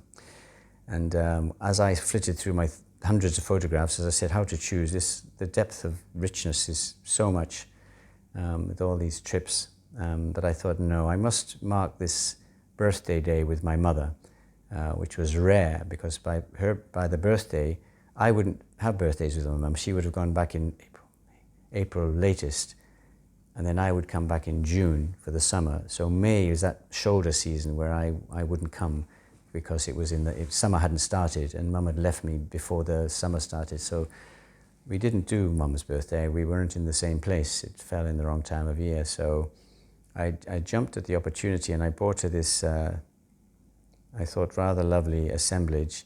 But then when I looked at the picture, I thought, my God. And I think she'd had a haircut and she liked to sport a bit of red then. She just put this dash of red in the front. And fancy Mum having that. But I was quite touched by this photo, and it's in the boat club. I recognize the chairs, a little bit of wicker behind her. So here's Mum sporting her birthday haircut. So what would she have been here if it was my last year in Brunei? 2009, I have to do the maths again. And of course it makes her 69. No. Why? Because I'm getting a bit tired. 79. Yes, 79. No, 69. 79, sorry, yeah, 79. Mum's born in 1930. I can't get over Mum's 79 here. So she's 79 here. And yes, of course, she's 79, so forgive my slowness. 79-year-old Mum, without further ado, on her birthday in Kuala Belait, sporting her birthday present from moi and looking very happy. I could go through, when I have time, some of these shots, numerous shots, and really put a few into frames, and my dad as well, put them around the house. When I'm settled, I shall do so. There'll be so many though, I'll have to choose the best ones. So I hope you enjoy that image of Mum in her shining spirit.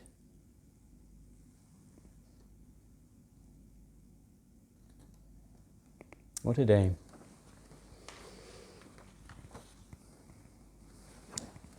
It was lovely. And I'm very grateful. Just as I was to land on the shores of Thailand, I thought, well, I've done my penance of 8 years in Brunei. Yay, Thailand, here we come. But as usual, there's life throws obstacles in the way. No, not really obstacles. The obstacle was that it was, of course, hard work. So I got to the National Oil Company of Thailand, PTTEP. That was the name of the company, but it was the National Oil Company. And luckily I had gone and scored myself a magnificent apartment. It was huge. It was 350 meters squared. I kid you not. Massive. 5 bedrooms, 6 balconies, 4 toilets, a maid's room.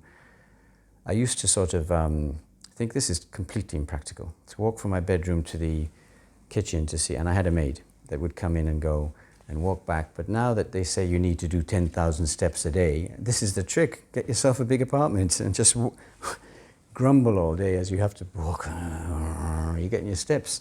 I realized it really was quite a rigmarole. Oh God, I've got to go to the kitchen.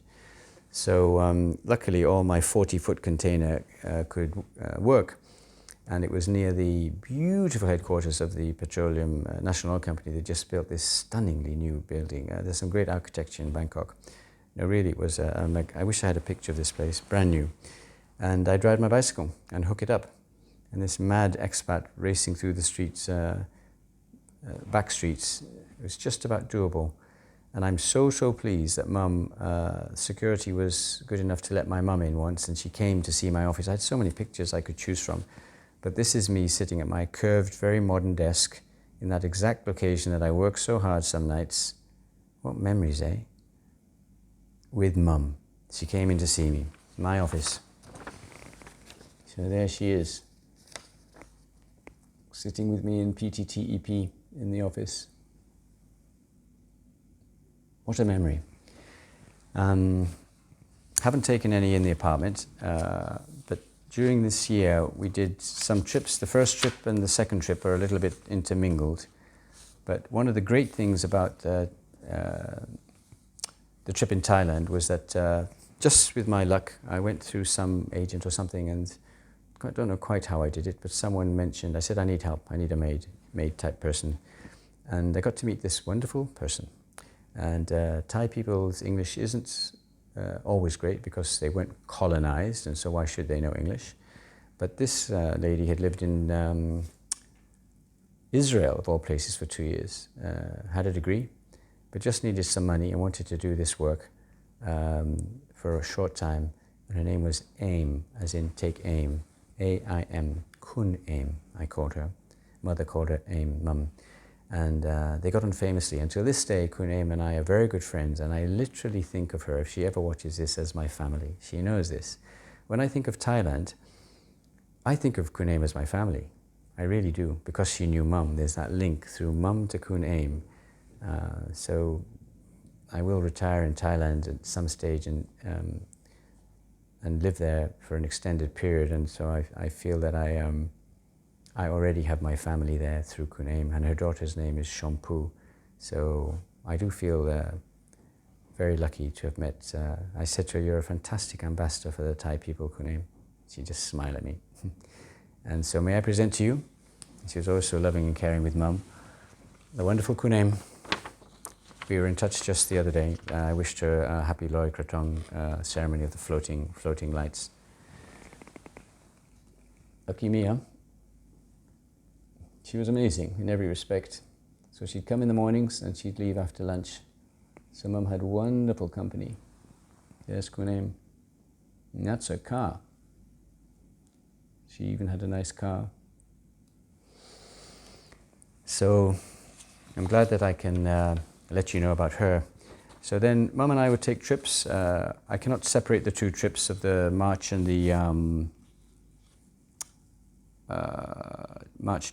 September 2010 and the February 2011. But we do, one of our most exotic trips was to go to Ayutthaya, and we saw elephants, and the elephants, one of it is trained to look for money and take money. They've trained it. So it put its trunk right through the window. It's one of those unforgettable moments. But another trip that I won't forget is a trip to Chinatown. You can imagine the routine. I work hard all week. Mum's sort of in with Kun Aim, chatting and everything. Weekend comes, she's a bit stir crazy. I think, we've got to get out the house. She'd walk and we'd hop in these taxis, and 40 baht, 60 baht, 100 baht. And the guards of my condominium were aghast. "Madame, we take you, we know, why you let she's old lady walk, how we..." But, Westerners are independent, and Mum would walk, and she was pretty good at walking at that stage, and because now we're talking, Mum was already 80, right? Exactly, she was 81, 2000, and she's exactly 80. But she still managed it in and out the taxis, and we wandered through Chinatown, and we walked forever, and she found herself a little bag, just the right size. She knew what she wanted. Of course, it was a copy. Mum was not some posh, high-maintenance lady. It cost a token, and she had that bag for ages. And this is where we found it, Chinatown. Quite a nice picture too, isn't that lovely? Chinatown in Bangkok. I hope these things are coming out centralized. Let me try that. How's that? A nice one. And then at the other end of the scale, at some stage we'd go for exotic cocktails up to the top of 30, 40-story buildings on the weekends and have hors d'oeuvres or some aperitif or something, because I knew all these spots, and I'd take Mum with me. And look at this one. You can just about see the little buildings in the background. And there we are. I forget the name of the place. Some lovely place that you could go and enjoy the high life, some 5-star thing. And there we are. And look at the look on Mum's face. Let's see if I can... Look at that look. Didn't she have so much charisma? She was constantly like that throughout her life.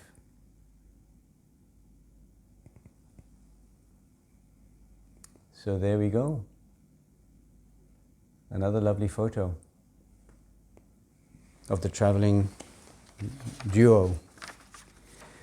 And then I was especially happy to say that I took Mum to a very famous hotel called the Mandarin Oriental. Some of you might even have heard of it. It's on the riverbanks. It goes way, way, way back, and it's the place to go and have tea and scones. And then you could take a ferry across, and they built a huge mall development thing called Ikonsai. What's it called? I haven't been to it. I look forward to the day of making that crossing. Anyway, I shouldn't have mentioned that because I knew I wouldn't remember the name. But it was something to tick off the list. So we went there and we had the tea and the scones thing, and everything was just, it's sort of like the Raffles of Bangkok. Yes, I think you get the point now.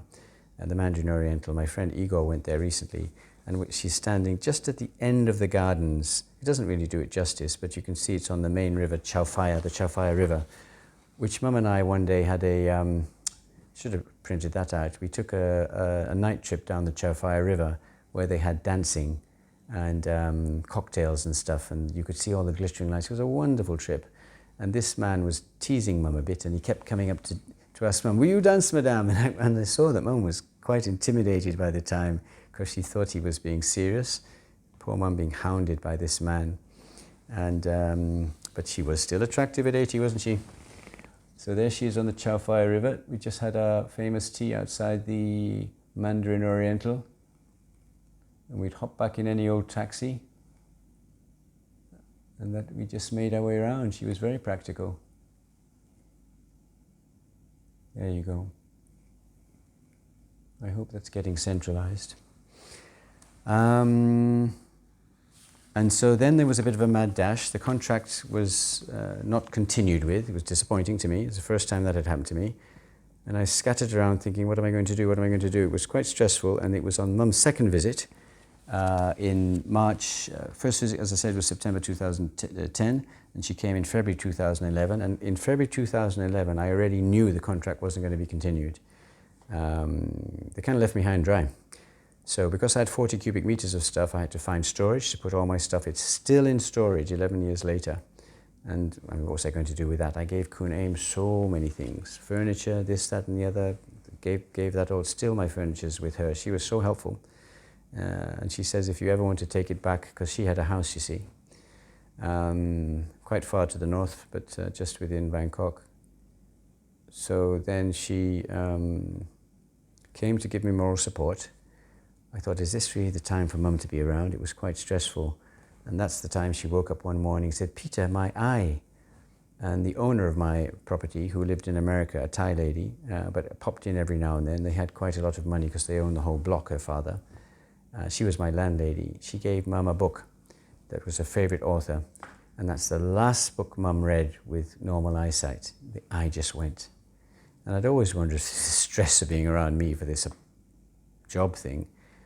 And I wondered if it's the only time when I was risking unemployment. It never happened to me before. And there was a masseuse nearby, just the normal type of massage. And I found it very therapeutic. Something I probably have to get back into. God, a nice massage can be like heaven.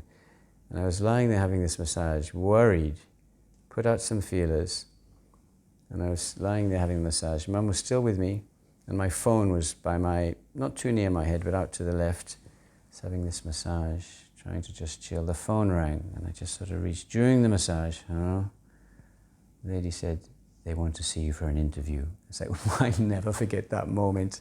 And it was Qatar Petroleum. I went, whoa, and I went back home and said, "Mum, they want to see me for an interview." And of course I did get the job, didn't I? And 11 and a half years later, I'm still here. So Mum left and on that visit. So as just by chance the other day, as I went through my filing cabinet off to the right, the same filing cabinet, I found Mum's handwritten notes of her Life in Nigeria book. I thought, aha, I must do something with these. I found this card. What was I looking for this time? Anyway, here it is. It's got elephants on it. This is the card. And I thought, how appropriate. 20th of May, 2011. So you can just see how long she stayed to support me, eh? So we had another birthday. How come I don't remember what we did? I think we went somewhere. So we were in Bangkok together on Mum's birthday. 20th of May, 2011. She was about to go back. I was about to leave Bangkok to head to Thailand, Qatar, because I started work on the 12th of July. So May, June, July, 7 weeks later after this, I was already in Qatar. So as soon as Mum wrote this, she rushed off and I started packing all my stuff into storage. And I came here with 3 huge suitcases and everything else was stored, or 2 huge suitcases. But I particularly like this because Mum wasn't always as wordy as this, but here we go. I would love to read it. Dear Peter, another happy episode of our lives shared in... another happy episode of our lives shared is over. 20th of May 2011. I leave with sadness, as I will surely miss you, Peter. I also feel happiness and satisfaction as the time has been so well spent making necessary decisions. It was tense, huh? What would I do? Where would I go? It was a shock to suddenly have to leave Thailand so suddenly. We, as usual, have had a fantastic time together, and you have been so kind and generous with your worldly possessions and your time when you have been free to give it. I will remember this time with great pleasure and warmth. Wherever you are, I will be close to you, Peter. Kiss, kiss, kiss, kiss, kiss, Mum. And you can see her writing was still normal, and it only deteriorated after that because she couldn't see. So I think her words sum up the ethos of what I'm trying to capture here, of a rare life between the two of us, of our travels together, and what threw us together through convenience. Because with trips to Singapore and Vietnam and Hong Kong, it just suited me for some reason. It just suited me quite fine because I had other things that I was doing with my life, other interior work that I was doing. I'm looking at the time, 6, and I started at 4. Yes. So I might go a little bit longer, but I don't think we're going to get to finish the planned, the whole of the plan. But I'll keep going for some while longer. Maybe I can finish it. So then I arrive in Qatar, July 2011. As just mentioned, I arrive and it's going to be very, very intense work because I'm a consultant. I'm not joining the company, and as a consultant you have to prove yourself. 1-year contract. So if you're not good, then where would I have gone?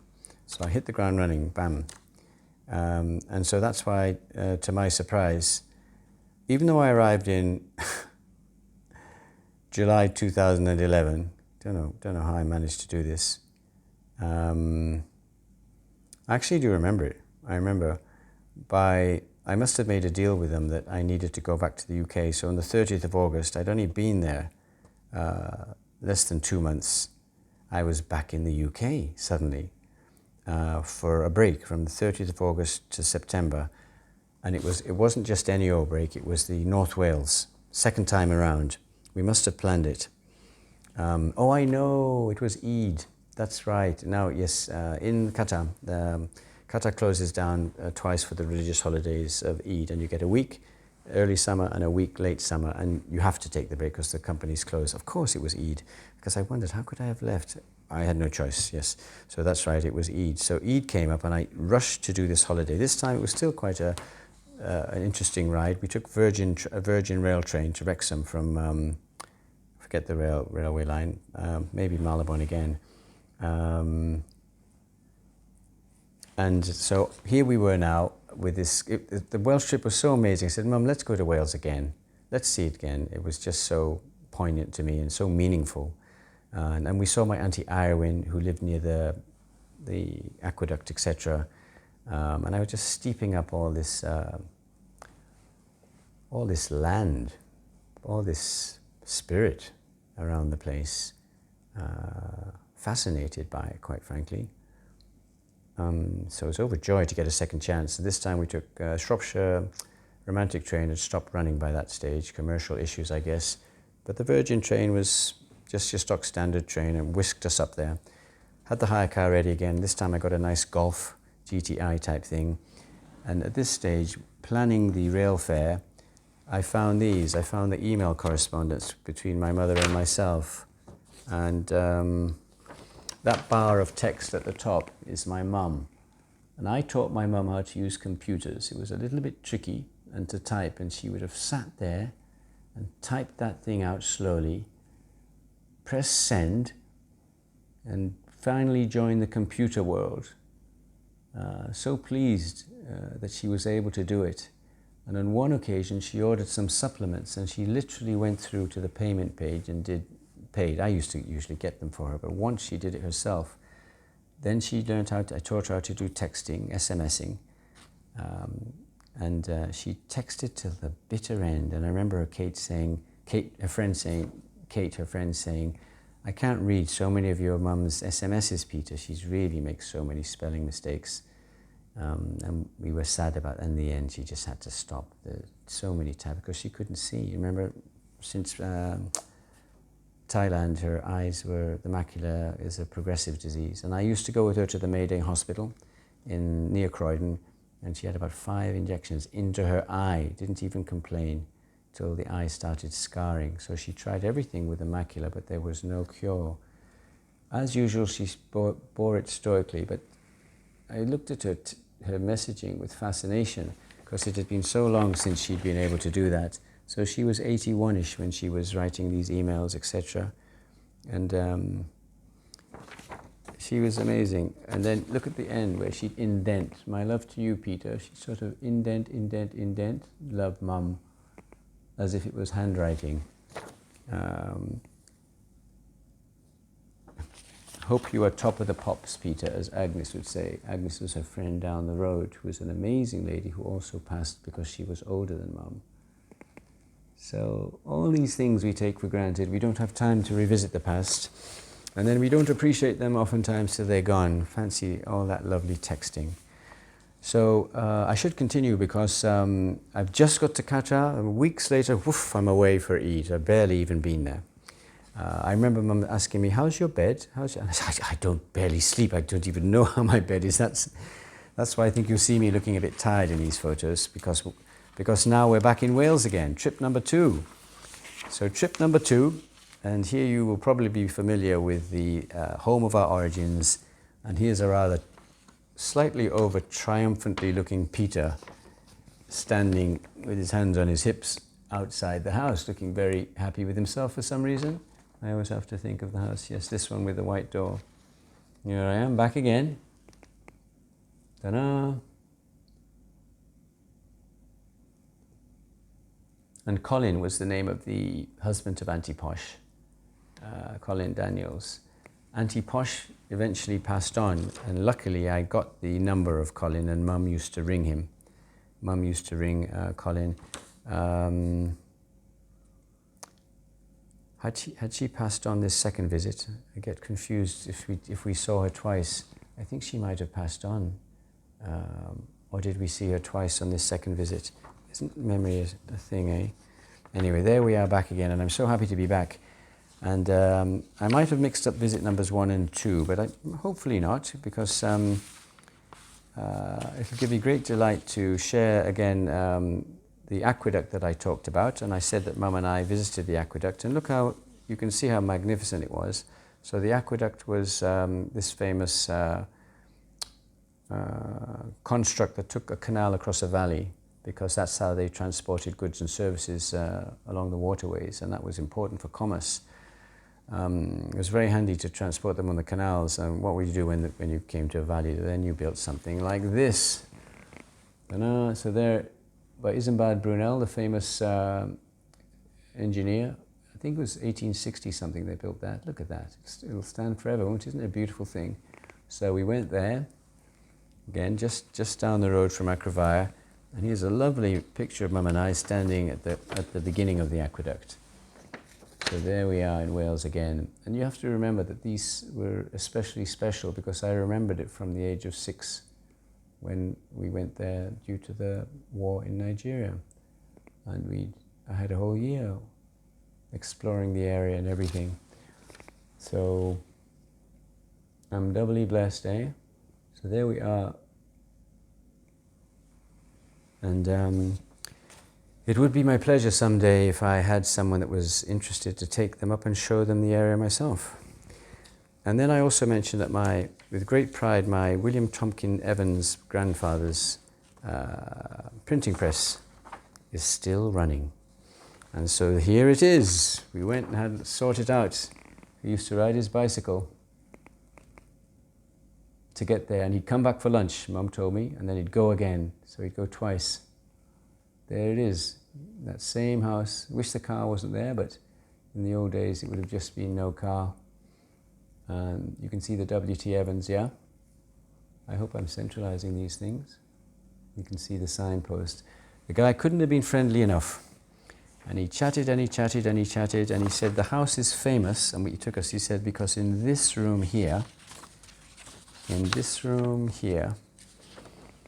had been several, not one, but several sightings or whatevers of a ghost. Many stories of a noise or something dropping or some apparition or some evidence, and it was haunted here, up here. But it didn't seem to scare people. They just sort of knew this was the room where there was a ghost. Isn't that a fascinating story? And he went on and on about this ghost that was there. Fancy that, eh? And I'd like to show you what the chronicle was like. A publication from 1963, March 30th, 1963. Kevin was the location of the, it's a Welsh word, eh? Of the town where this, well, it's not the town, the part of the village, because we lived in Acrovire and Kevin was next to it, C-E-F-N, it's pronounced Kevin. So it's the Kevin Chronicle, but right next to where we live, which is Acrovire. But you can see the print, eh? And you can see the date, but what I really want to show you. Printed and published by W.T. Evans High Street, Kevin Marr, Wrexham. Printed and published by W.T. Evans High Street, Kevin Marr. So, dear Grandad, your name lives on, and your grandson is not letting you rest here, eh? Thank you for the physical attributes that you've given me. Amazing, the original. And how did we get this? Because this lovely man said, look, I've got some old newspapers. Would you like some? That we've kept them. And yes, I said, yes, please, let me have them. And I took a photograph of them, and I have the originals. So after all this time, I was 3 then when this was published. And then we wandered again up to the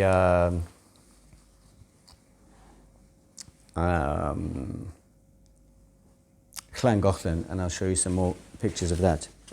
But good, I'm glad I have this to hand. But just to stress that on this trip, or the the first trip to Wales, because I can't remember which of the two. I remember telling you I went to Porthmadog. This is the Snowdonia area, the hills. If you're ever up in North Wales, so when you cross, where's the road here? It must be this road. Yes, it must be this road that comes up, and round, and that's the peak. So this is the Brecon Beacons. My God, what a drive. What a drive. And recently I saw a program on cars. So they were touring some magnificent car, and the guy was testing it out, and he said, this is probably the best place to drive this car in Great Britain, the Brecon Beacons. I went, yes, I remember the Brecon Beacons in my Golf GTI. Stunning, if you get the chance. And went to see my Auntie Betty. I don't know what's happened to her now, because she became quite ill, and now I've lost touch through Mum. But anyway, the Brecon Beacons.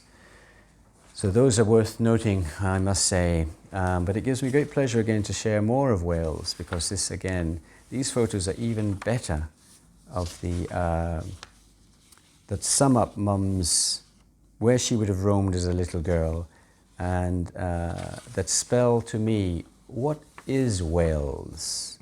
What exactly is Wales? And it may not look like it amounts to much, but this to me is Wales. This is Wales. That's Wales. And look at that stunning picture of my mother. Look at her just standing there. As a little girl, she would have just been all over those places, back and forth, never imagining she'd go to Africa, meet this amazing man, have these children who'd be holding her up proudly, even years after she's gone. Proud of those hills himself, and will visit them again. And just around this Llangollen area, I have he's not blood related, but he's worth mentioning. His name is Bill. And on these visits, was it the second visit? He is an amazing man. He came through and said, hello, Betty. And he's related to the house on the left where I said I had Auntie Edie. He's related through that left side because he had something to do with the daughter of Auntie Edie after her husband Ken died, and the man who's buried. He helped her, Bill. He helped the lady. So it's a little bit complicated, but that's the linkage anyway. Bill's a remarkable man because he's older than my mum. So Bill was doing rambling, which is walking in various chosen groups and places through hills and dales and things, into his 90s. He'd say, we just did the something something trail, and he was over 90. And I'd look at this chap and think, God, I wish I'd be like you over 90. And he has 3 daughters, and I'm in touch with one of them, I'm very happy to say. But why is this man significant? He's very, very significant. Because just out of interest, I think he was retired, and he received an OBE. He was to go and meet the Queen in the Queen's garden, to be invited to meet the Queen, but COVID stopped it. I don't know if he got a full OBE, but he was invited to meet the Queen in the garden thing. And he never did get to meet her because the COVID, and then the Queen passed away. And he's in a home now, and his daughter said, he smiled and said, I outlived the Queen. He said, he's 96. He does have a few issues now and can't walk. But for a man, his longevity is amazing. But to finally get to the point, this is why I mention him, and I always have immense gratitude. He said, Betty, I'm going to do your family tree. Now remember, he's not a blood relative. So in my filing cabinet off to the right, I wish I'd pulled it out, is I have a dossier so thick with all my links going back. I don't know why I've been faffing around saying my mother came from Shrewsbury. I think I've got it in the filing cabinet, but there's only so many hours in the day. So I have the full history of my family going on the Welsh and English side. If I ever do another video, I'll probably make one on that, on my genealogy. Can you imagine? And I've got to thank him profusely. He went as far back as he could, tick, tick, tick, tick, tick, tick, tick. And my mother's taken me through Auntie Blodwyn, and it was just lost to me, but it's all captured by this man, amazing man, Bill, whom I'm so grateful for. And I also have a photo of him sent to me by his daughter somewhere. on my phone. And he lives. I can even tell you where he lives because I kind of know the location. So that's Llangollen, and he used to live just off there somewhere. So we went to his house, and he used to do mapping, and he showed me all these maps. Where was he? Somewhere in Africa, not Botswana. And this is why he was awarded the award by the Queen for services to the empire, because he did all this mapping and stuff. He was out in Africa. Fascinating, eh? But back to me mum. God, I love this photo. A winning Mrs. Omotoso visiting her roots with her son. It's so beautiful. That's Llangollen, the hills and valleys of Wales. So what a prize. And then I've got another one to show you. So it's the same shot, but instead of going down the valley, it's going back up the hill. I prefer the valley one, but this one's also nice for another reason. Look at all the colors. And now, especially you can focus in on my mother's face. Wait, let's see if I can get that. Stay still. See that rather coy look? Who could ever resist that? No wonder my mum had thousands of friends. How did she do that smile thing? Even I never realized the extent of her charms till now. Beautiful, eh? And I knew, as I took this photo, I knew that I'd be doing something like this in the future. I knew I'd be reliving her because this summarized my mother, what birthed her, what grew her, and how proud she must have been to come back with her son to the place of her birth. And I could feel that. I could feel that. I could feel the land, as I keep saying. And I will return again. Although I shall miss her while I'm there, I'll share it with you again. I knew this lookout, the place of my mother's childhood, would be something extremely special and poignant to me. And just in ending, I did say that we went back, of course, to my grandparents'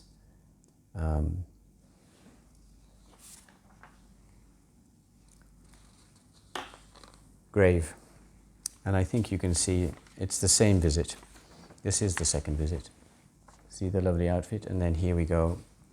And I wanted to show we put flowers. It's very important that we put flowers. That other tombstone was not good. We came and we brought flowers for my grandfather and my grandmother. Maybe I shall visit there again.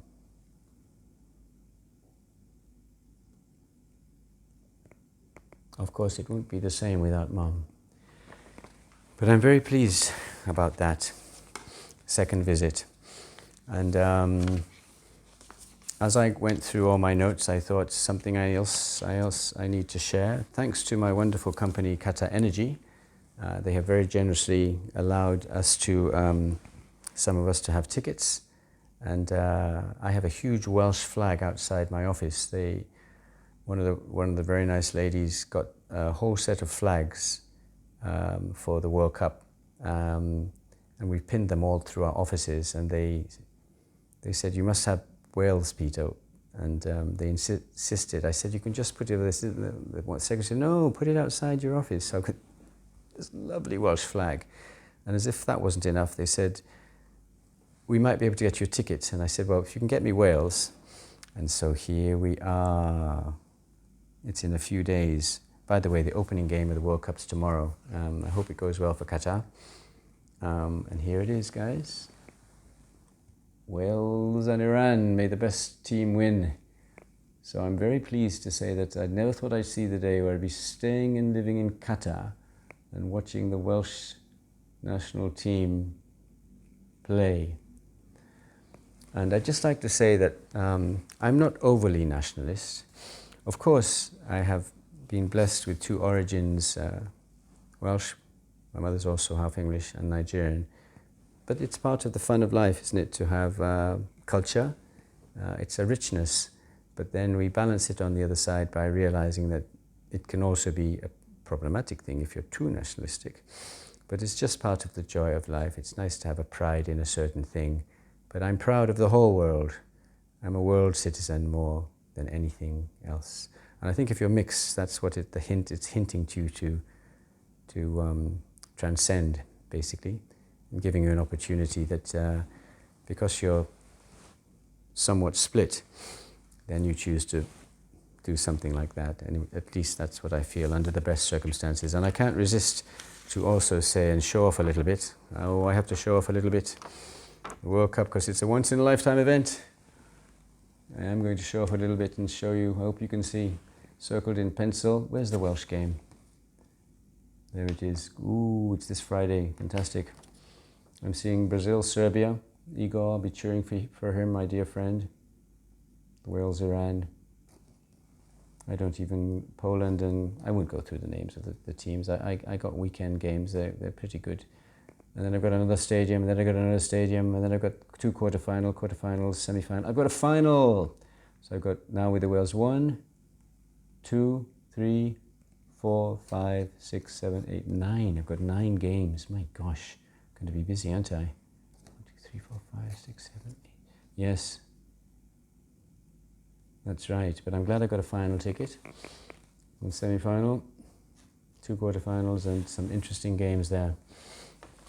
So lucky me. So I'm glad that I went in depth with Wales, more than I perhaps thought that I would. Which leaves us now at Qatar. So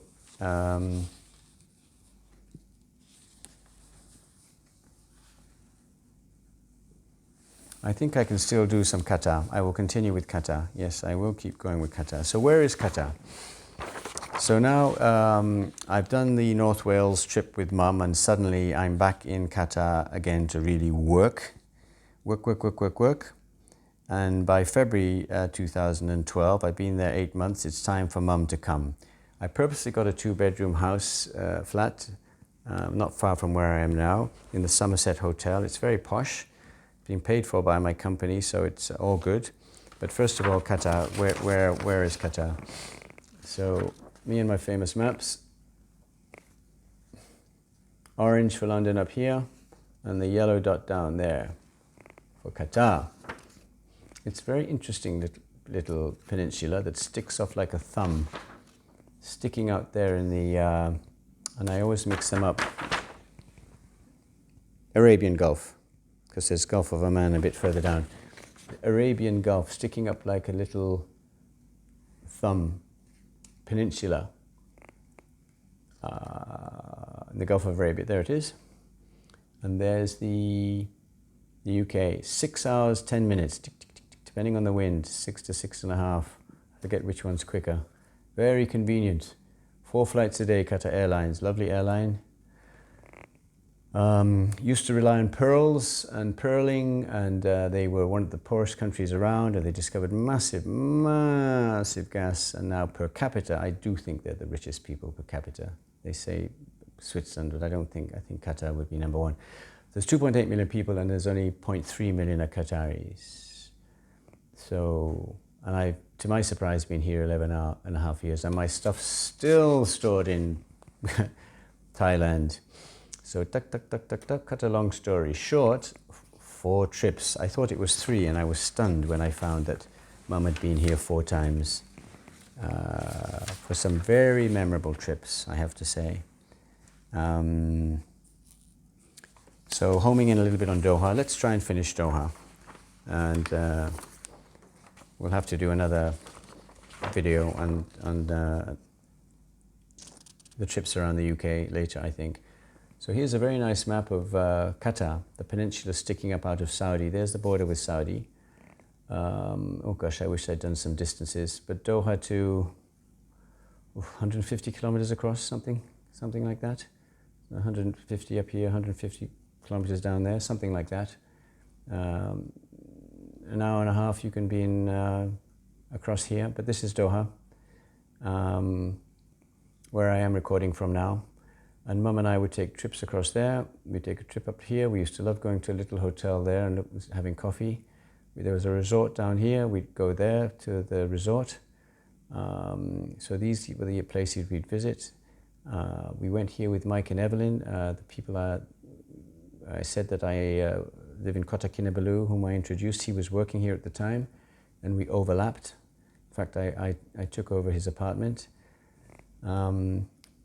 And we had, I should touch the paper, it's more clear, shouldn't I? And so it doesn't stand up to too many trips, but one trip Mum loved was in the middle. There's a billionaire who has an eclectic museum with lots of cars and various other things like old weapons and spear tips and all kinds of religious documents. An amazing man. To collect all these things, and she really liked that. So we'd always find something to do. But that just gives you the overview of four visits of what we did. But now I have a little bit more detail. And one of the things that I can say when Mum was here was that, like everywhere, but especially here, Mum was treated with a great fascination. And every time we'd go out, I swear to you, it was like Moses parting the Red Sea. Things would just part. And I'd sometimes go to the mall, and maybe there'd be a little kiosk in the mall thoroughfare where there may be postcards or bric-a-brac or whatever. And Mum would go up to them, and maybe she'd be looking at something, always wanting to send someone something. That's all. She was never for herself. How could she send something to so-and-so, something to so-and-so, a card of this, I'd get an earring for so-and-so, a this for this, a this for this, constantly. This is why she had 80 birthday cards when she was 80. 80. Because selfless, as I used to say. Is it the Welsh thing? How come she was like this? What a great culture she came from. Anyway, she would be at her giving thing, and then it took me a while to notice, and I'd be looking at the attendant. Could be a Filipino man, could be a Filipino woman, could be more Arabic person, potentially not a Qatari, because these jobs were not the highest jobs. But to get to the point, they'd be looking at Mum like this.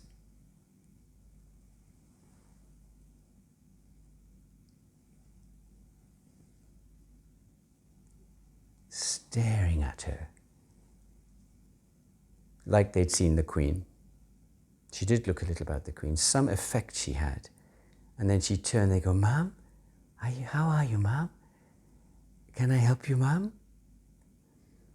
And it took me a while to realize that. And then Mum once said, do you see any other 80-year person doddering around here, Peter? And I'd look around, she'd say, there are none. None, she'd say. I said, so it was a double effect. Not only is a white lady in the middle of the Arabic place, but elderly, walking around like that. It made her rare and special. I'd never seen anything like it. Because the elderly, she said, they stay at home. You know, I think this is one of the fate of the elderly, to be like a child, seen, not heard. It comes full cycle that no one's interested in them. What are you doing out here? Sit and rest, nobody wants to see you, type thing. And the young people probably think they're too busy, and the elderly person might lose confidence, think, well, who wants to see me? And she's right. Or maybe they're extremely wealthy and they're lead a closeted life. They don't have to go out and get anything.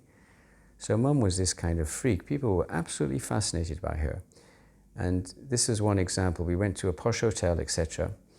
And next thing arriving at the table was this petit foie, whatever they call them, these posh, incredibly ornate desserts. And we go, compliments of the hotel, madame, for your mum, for Mum. They'd say, and they'd call her Mum too. Oh, thank you. Oh, that's lovely. And then we'd have £5 each coffee, literally.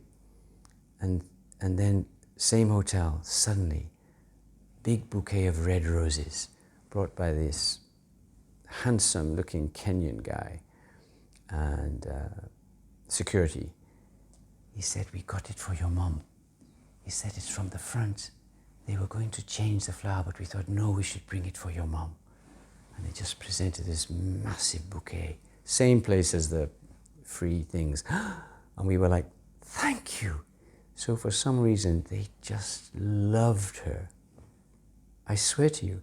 So every time we'd go out, it was a fascinating experience to me to go out with this. It was like I was going out with the Queen. I guess this is why I want to make a program about my mum. The effect that she had of people around her, I tell you, in this place, the respect was off the charts, and it would happen again and again and again. It's almost as if they were revered to be in her presence. And that's why I think when the Queen passed, I was so deeply moved, because I just saw so many parallels with my mum. She was in her own right a queen. And the people treated her exactly that way. I went back to the Somerset the other day for the first time in 4 or 5 years where I've moved, of course. I took over Mike's apartment, but where I had the posh place. And there were 4 people that instantly recognized me still. Your mum? How's your mum? And the manager, I didn't have time to see him. He said, I want to take your mum to dinner. Will you come and have dinner with me? He said. And he took my mum out for this special dinner in the side restaurant and was looking at her like this the whole time. And I have numerous other examples of everywhere we looked, people just sort of drinking in mum. But it was the way I'd watch people just watching her like this. Like they'd never seen anything like it before. And she'd turn at them and give them that smile, and they'd melt. So then I realized that going out with Mum was so much fun. I said, Mum, you're like Moses. The sea just parts. You know, not that we were on the grift, but it's like we don't have to pay to go anywhere. There's no way they would take her money. You see what I mean? It really was extraordinary. Wow, it was extraordinary to see the effect of Mama. My God, she was well loved. Till this day, everybody asks of her. So on our very first visit to Doha, it was a freezing winter. Never been so cold since. It was my first winter. My God, we were shocked. And Mum was somewhat tired, so it's not the best photo of her here. But we went to a tennis match. And this is my good friend Stig, Norwegian friend Stig, and his wife Crystal. And even when Mum was challenged in her mind, very challenged, she'd never forget the name of Stig and Crystal. And I had dinner with him the other day. And here's the lovely Stig at this famous tennis game. And because Qatar's rich, they gave everybody a jacket, and a substantial one. You reached under your desk, your chair, and because it was cold, there was just this jacket, Tennis Association. Till this day, Mum has hers, and I have mine. And Stig said, I have mine. We all have from 2013, not the best picture of Mum, but let me capture my dear friend Stig and Crystal in this tennis game. We watched a female tennis, I forget what her name was. Yeah, Stig and Crystal, Mum's first trip to Qatar. She's looking a bit tired. I have so many photos, but just to capture. And we went out subsequently. And then, of course, this is taking much longer than I thought because the stories are deep to me. So here I find myself consultant, under the pump, me against the world. Intensely hard work, don't perform well, bye-bye. Need to make a name for myself. Work started at 6:30. Can you imagine? I had to be at my desk at 6:30. Some days it was a lot for me. So you'll see from this next picture that it's dark in the flat, dark. I'm on my way out. It's 6:15 in the morning. Mum knows her son's going to do battle. Again, alone. Literally, to prove himself again. Will they renew him? How will he survive? And so every morning she'd wake and she'd be ready for me. And as I would leave through the door, she'd be waiting to do the only thing she could do to give me that support, to encourage and embolden her son. She'd give me this. And forgive me, there's a stain of water got on this. Bam! A kiss straight to the heart. To send me on my way. See how dark it is? She could have laid in bed, couldn't she? Oh no, not my mum. And she'd go back and have a rest. Naturally, I had a maid again. And she would, of course, help Mum, and they'd have each other's company. How sweet, huh? Damn, she could line up that kiss. Very accurate. And of course, this wasn't premeditated. as I was researching, I thought, oh, the kiss. I remember the kiss. And that was 2013 on her first visit.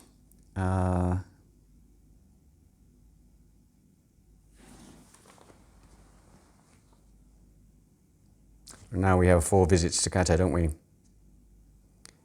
So 2014 she came, and it was at the old airport. So quaint meeting her at the old airport. And in my backups, something must have happened. I have a sort of bald spot from 2013 to 2016 with pictures, pretty annoying. There's a big gap. I also have a gap of the Vietnam trip with my mother when we went to Vietnam. I don't know, no pictures of Vietnam with my mum. And I'm a pretty good filer and hoarder. So I'm not quite sure what happened to the 2013 to 16 pictures. There's a bit of a gap. So a lot of the Qatar photos are 2013. And I think I have another one. Not the best picture of mum, a bit of a funny expression on her face. Yes, it's 2013. It's still her first visit. We go to the St. Regis Hotel, but you can just get the general splendor and poshness of the backdrop. Look at this backdrop of this massive pool. And oh, Qatar has some great developments. And there's mum with a bit of an odd expression, but you can get the general camaraderie. And I like the fact it's mum shot 23rd of February 2013. Oh, so it's her second visit. Good. It's mum's second visit. There we are. Another visit. Having a great time together.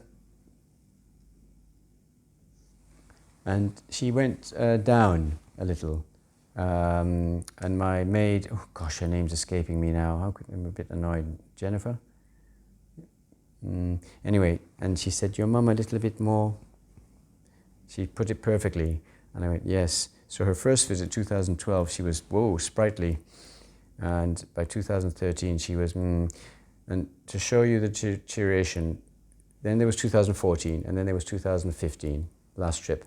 By 2015, when we'd go to the malls, no more walking around at 85, we'd have a wheelchair, and I'd push her. And so you can see there was a 2011 to 2015, down, down, down. But 2011, when the 12th first visit, damn, she could do anything. And I'd come home on some of those visits and we'd watch, what's that manor called? Oh gosh, I'm going to forget now. The very famous something manor. Anyway, we used to like watching that. It was a British series. Everybody knows it, but I've forgotten the name. And then she met my dearest friend here, Zach, and brother. She met Zach and his wife, Afra, who came to the flat. Some Nigerians came to the flat. My friend Rodney Agbede came to the flat and met my mum. And she always took a great interest, of course, especially if the person was Nigerian, on all of her 4 visits. I have a picture of her here that I think is ever so delightful. And look at the freedom and happiness in her body. And look at this shot, isn't it the most beautiful? And her lovely pink outfits. I can't remember what beach it was, but beaches are not that hard to reach easy because they're not a beach culture. But we drove at length and we found a beach. And there she is, looking very happy. This photo features in her order of service. And then we drive, I've got the map.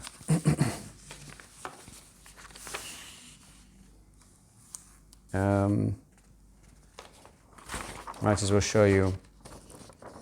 Well, I think I've shown you this already, but it's just a little bit bigger scale. Museum in the middle, beach here. Lovely. We used to love going up to Alcor. And later on, a mall opened in her last visit, and we went to the mall, and a Filipino family took us in and took us for coffee. They saw Mum sitting in the mall. I went to do toilet or something. By the time I came back, they were all gathered around her. And they were just like, they said, come, you should come with us. We're in a camp, Qatar Petroleum Camp, where we have a clubhouse. Come there for lunch, dinner with the clubhouse with us. They have a nice lunch. We'll go in a convoy. I went, Mum, again, huh? They just didn't want to leave her. They loved her.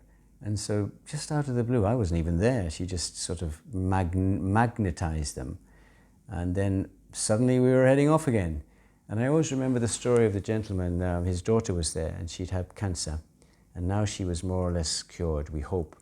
And I'll never forget how we should always be very grateful for what we have, because he said, you know, when I learned my daughter had cancer, he said it was as if I died, as if he'd been smashed to pieces, you know, the way he phrased it, and it just shows the love we have for each other.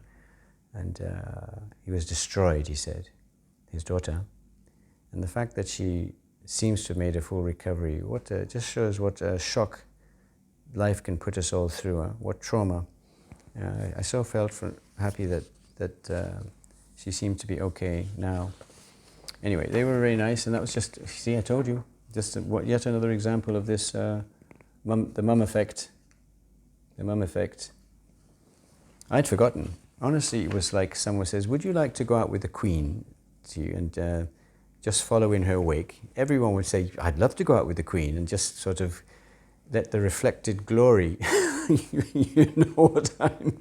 So it wasn't as if going out with a dodgy old lady. No, it was going out with something incredibly special and precious. And it took me a while to realize what I had in my hands there. It certainly went down extremely well over here. And in 2014, I was pleased to say that the new airport opened, voted now the best airport in the world consecutively for a couple of years. It's a magnificent airport. If you ever get to come to Qatar, it's beautiful. So I'm so happy Mum got to see that twice. And this is us sitting in our famous coffee shop in the mall, and you can see me looking gaunt and tired. And you can see probably the demands of the job on my face, because it's a very demanding job. Mum also looking a bit stretched. We're not looking at our best. But I took it because in City Centre Mall, whenever I go along now, it's changed hands about twice. And Mum remembered it. I'd say, that coffee shop, Mum, it's different now. She said, the one on the corner near the cinemas. And I'd say, yes. So we'd go there in the weekends. And then as I come now to, so I think you're getting the general flavour. Of course, there's so many photos to choose from. Malls and special places and museums and my car and things I haven't shown you.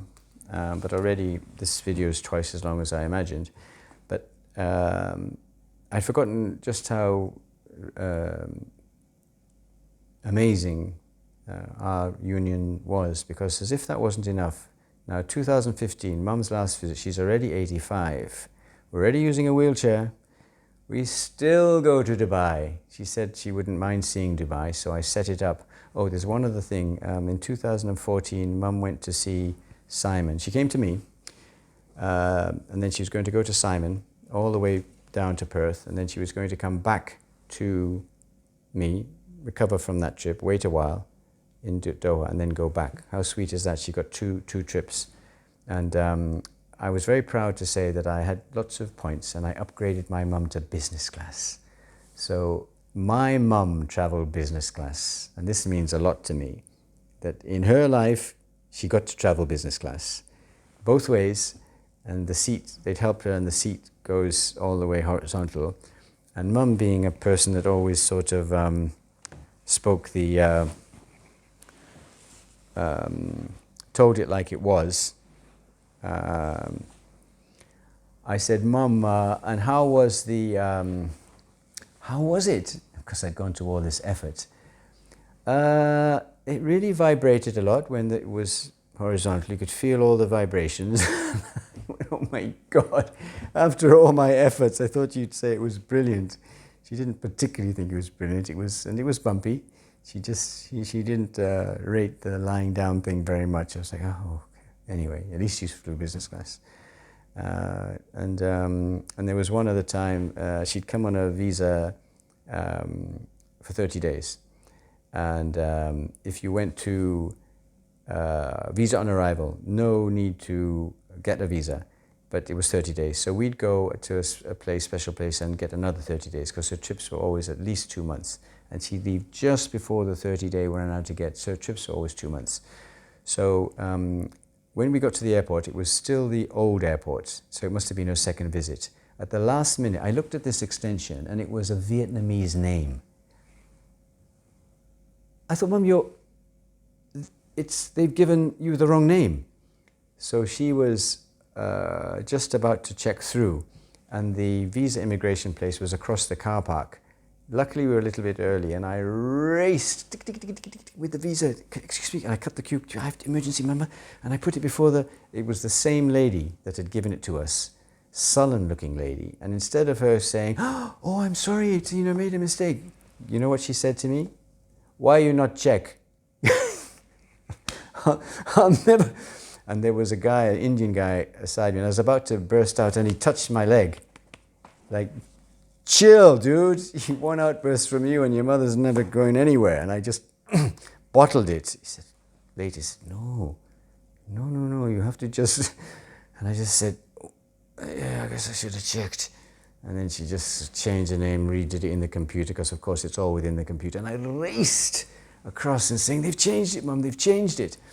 And the flight, she just about got on the flight with the right name in the visa. Just another story. And she was wheelchair assist, so she was sitting there, of course, with a man who'd, of course, fallen in love with her by that stage and couldn't do enough for her. And there she was, but that was a remarkable story. But anyway, here we go. And I remember the coffee shop in the old airport. We had a ritual, and I'd say goodbye. Anyway, she had 2 new airports. But here, geography lesson. Where are we? And one day, well, here we go. Doha, it's an hour and a bit, straight to Dubai. No issue. We were blockaded for a while. They had a spat, but now there's no more blockade. I have a plan to drive. Where's the road? Sneak preview. Does the road show? Yes, it does. I plan to do the drive one day, maybe. There's the border with Qatar. Sorry, brief aside. Cut through, down, tick, tick, tick, tick, tick, through the road. Now you're in Saudi. Tick, tick, tick. Your visa application online. No visa required for Dubai. Enter Dubai, the Emirates, and drive along 6.5 hours.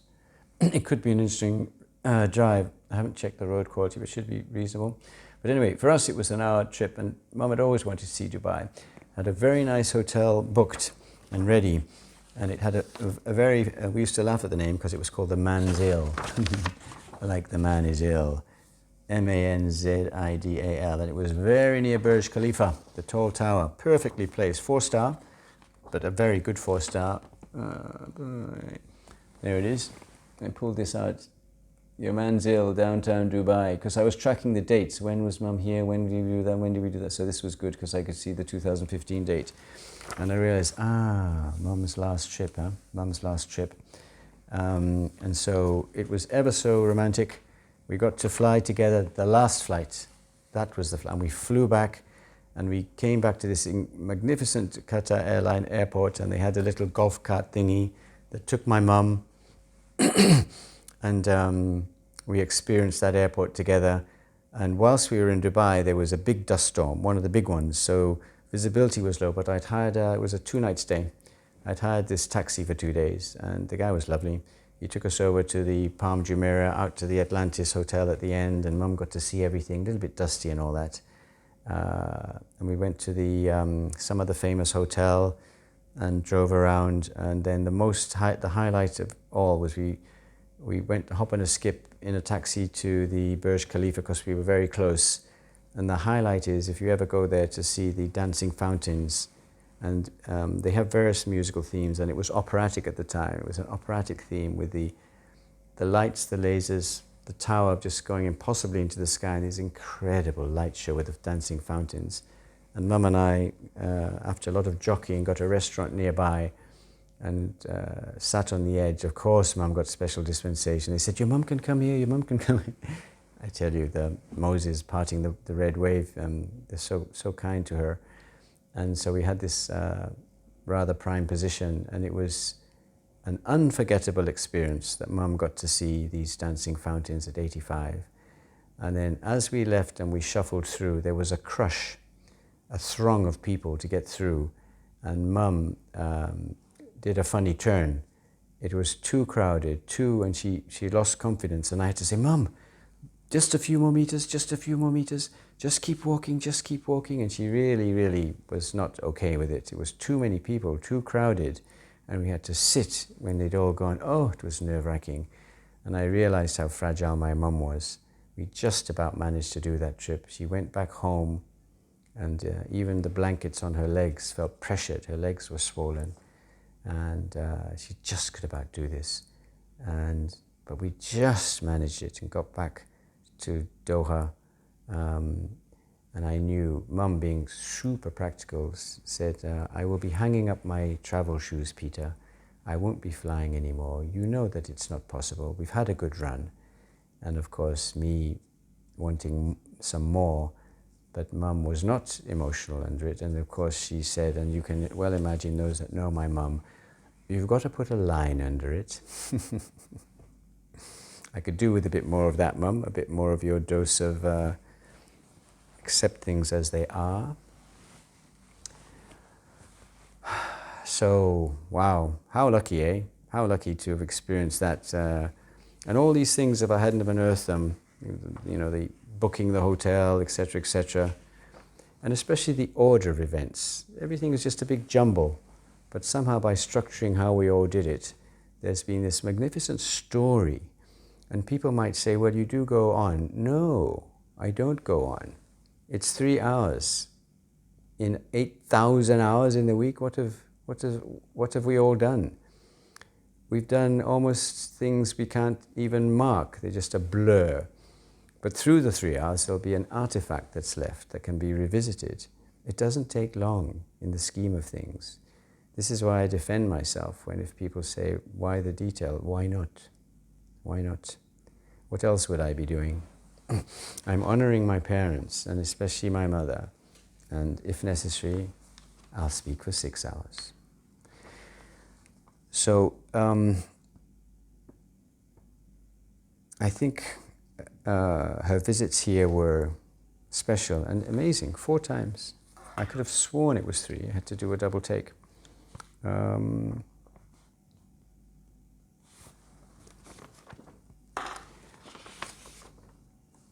I don't think I've left anything out. Now we've reached 2015. Mum's last international trip. It's good that in 2013, probably, as I said, she also saw Simon in Australia, maybe 2014, maybe the year before. I don't think which it was. And that would have been her last trip to Australia at 83 or 84. Come back to me. Dubai 2015, she was 85. Back to London, she was still 85. And then did she come out of the country again? No, she didn't. That was her last trip. Her eyesight was deteriorating. Now, when we'd sit in Qatar, she said, what about this book, Peter, my book? And that's why I am so grateful, even with my frenetic busyness. I said, okay, Mum, when I come home, you dictate and I'll write. I had a book for the blind for her to dictate in, but I was always too fiddly. And thank God I did, because we completed the outline all the way through to Ibadan, because the last third of the booklet is my handwriting. I might, for those of you who've watched the Nigerian book, that is the, that's how it came about to be finished in Qatar. So basically the book was written in Brunei and Qatar, and I'm really grateful, because that stands as a complete piece of work now.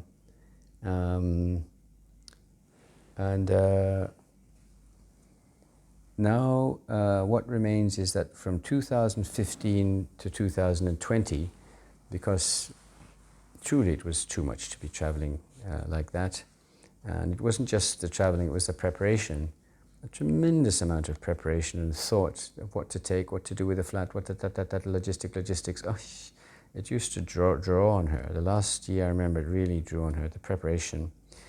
Not just 6 hours on a plane, that's the easy bit in some ways. So then we had 2015 to 2020 trips within the UK that I used to think was, oh, so we won't be able to go to any exotic place. Little did I know how charming and wonderful they'd be. Of course, we'd done trips before, but we'd done coach tours, and North Wales was amazing. And we did 4 of those. So if I look at our outline again, I thought that I could cover our lovely, well, it's got the hearts on, so it is full of love, the lovely outline. I thought we'd cover the whole of this today. but we're now 2015, and we've got 5 years left of travel within the UK to some amazing places. And I think that I will have to have another part to finish those off. It'll also afford me the opportunity, if I've missed anything out from the first, what we've just covered today, which I don't think I've missed anything out, but if I have, I can fill those in.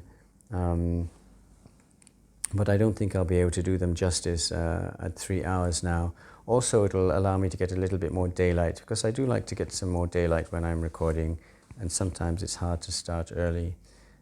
So I will end here and come back to you with these charming trips within London, South England, where even though I sort of knew about the UK, somehow through these trips coming up with my mum the last 5 years, she showed me more of the UK.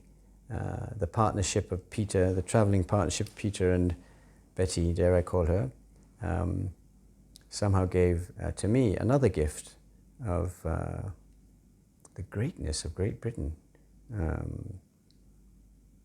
Where else can you look at a wall and think it's 1,500 years old? The Romans put it up. It puts a tingle down your spine, and everything being so pristine, originating for the fact that all the people in the UK, their economic wealth is in their homes. So they're going to make sure they look nice, aren't they? And they do. So then everything looks nice. It's that simple. So everything looks nice. And it's a great credit to the culture that that's the way it's treated. Because if they didn't think it that way and they weren't house proud, then everything would look not nice. So it's a very simple formula, and everything's neat and proper, and it's a credit to the land, I have to say, and I certainly appreciate it. And I'll go on about that at length, and it struck me that the question to ask is, what bit isn't nice? And I dare you to find any bit that's not nice in the UK. The only bits you'll find that aren't nice is sort of an industrial site, where they've got a yard and some cranes, and even then you look and they've made it neat. But other than that, it's either got that bleak winter look, or suddenly spring's come and it's all lush. So it's extraordinary. I encourage anyone to go and tour, especially the south of England. And that is why I would like to go over Mum and Peter's trips down there in this last part, which I wish I could have finished, but just to think I wanted to do 60 years in one sitting, and I can't even do this second part. I can't even finish that. But still, I only do it once, apparently. So here's Mum's life again, covered. Wales, Nottingham, and Dad, covered. Nigeria, almost covered. World traveller. And of course, we have new Mum. Not covered yet. So thank you for your kind attention. I hope some of you got something out of it.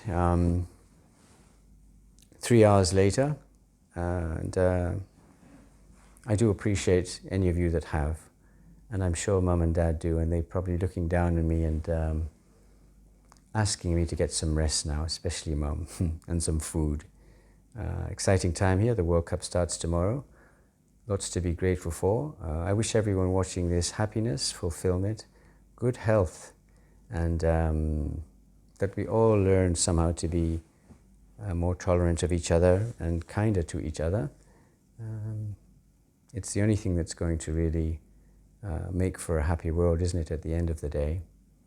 And I know that my Mum and Dad contributed greatly to this, and I stand on their shoulders as they stood on the shoulders of my grandparents, and I'm sure of course, on my father's side, Chief Bale, and my lovely grandmother on my father's side. Somewhere I have a photo of her. I shall look. Somewhere I have a photo of my grandmother on my father's mother. My father, I think, got his good looks from his mum. I recognize his face through her. So I'm most blessed and most grateful for everything, and I shall reluctantly end this. You know I always end slowly because I don't really want to leave. And I also want to make sure that I've covered everything. So we'll cover the the trips within England next time, and that will, and also a little bit more about Mum's London, because now that she's back in London, she doesn't stray too far anymore. Her flat remains her home. But you can see we've covered all the international travel. What an incredible ride that Mum had through all these far-flung places. And thank you for staying with me for so long to discover them. I'm sure if I wanted to, I could have a part 2 and pull out equally fascinating stories and pictures of Mum. Because even though some have gone missing with the gap, I still have a rich wealth of photos. I'm sure happy to share the Brunei with you. I think of all the places, I wouldn't say that Brunei was the happiest, because she'd lost my dad in 2004 and she visited from 2004 to 2010. But it was the perfect place to let her come and recover and have Gina and have that South China Sea and 10 weeks and that colonial feel or whatever, that peaceful place. It was a blessing to her. I think she was very fond of Brunei, even though she was sad. Of course, she would have liked Perth too. Bangkok was a bit frenetic, and then she lost her sight. But in Brunei, she could do everything. Apart from my dad being gone, they were very, very special times. So I'm very glad, because many of you will have no idea what she did, disappearing and how she lived her life and all these things. So I really, really hope that it's been, those of you that loved her now know more about what she got up to. I really want to tell her story. And selfishly for me, yes, it may be therapeutic, but I also think it's my duty, because her story is worth telling, and to anchor her here in this plane, and her existence is documented, and through that also, to some degree, also my father, whom I will end with in saying, especially on Men's Day, held the frame, literally, held the frame, is what men do, held the frame, reliably, safely, comfortably, ably. And on that frame, everything occurred. Call it a stage if you want. Everything was allowed to happen. Everything was allowed to happen. And they played their roles perfectly with each other, within the constraints of the situation, because there's always constraints out there that we have to adapt to. And just when we think things should be smooth, the universe seems designed to say, no, they're not going to be smooth. It seems to be designed that way. Thank you very much all, and I love you greatly. And I shall return, inshallah, as they say here, to talk about the trips to the south of England with Mum. Thank you. Blessings to you all.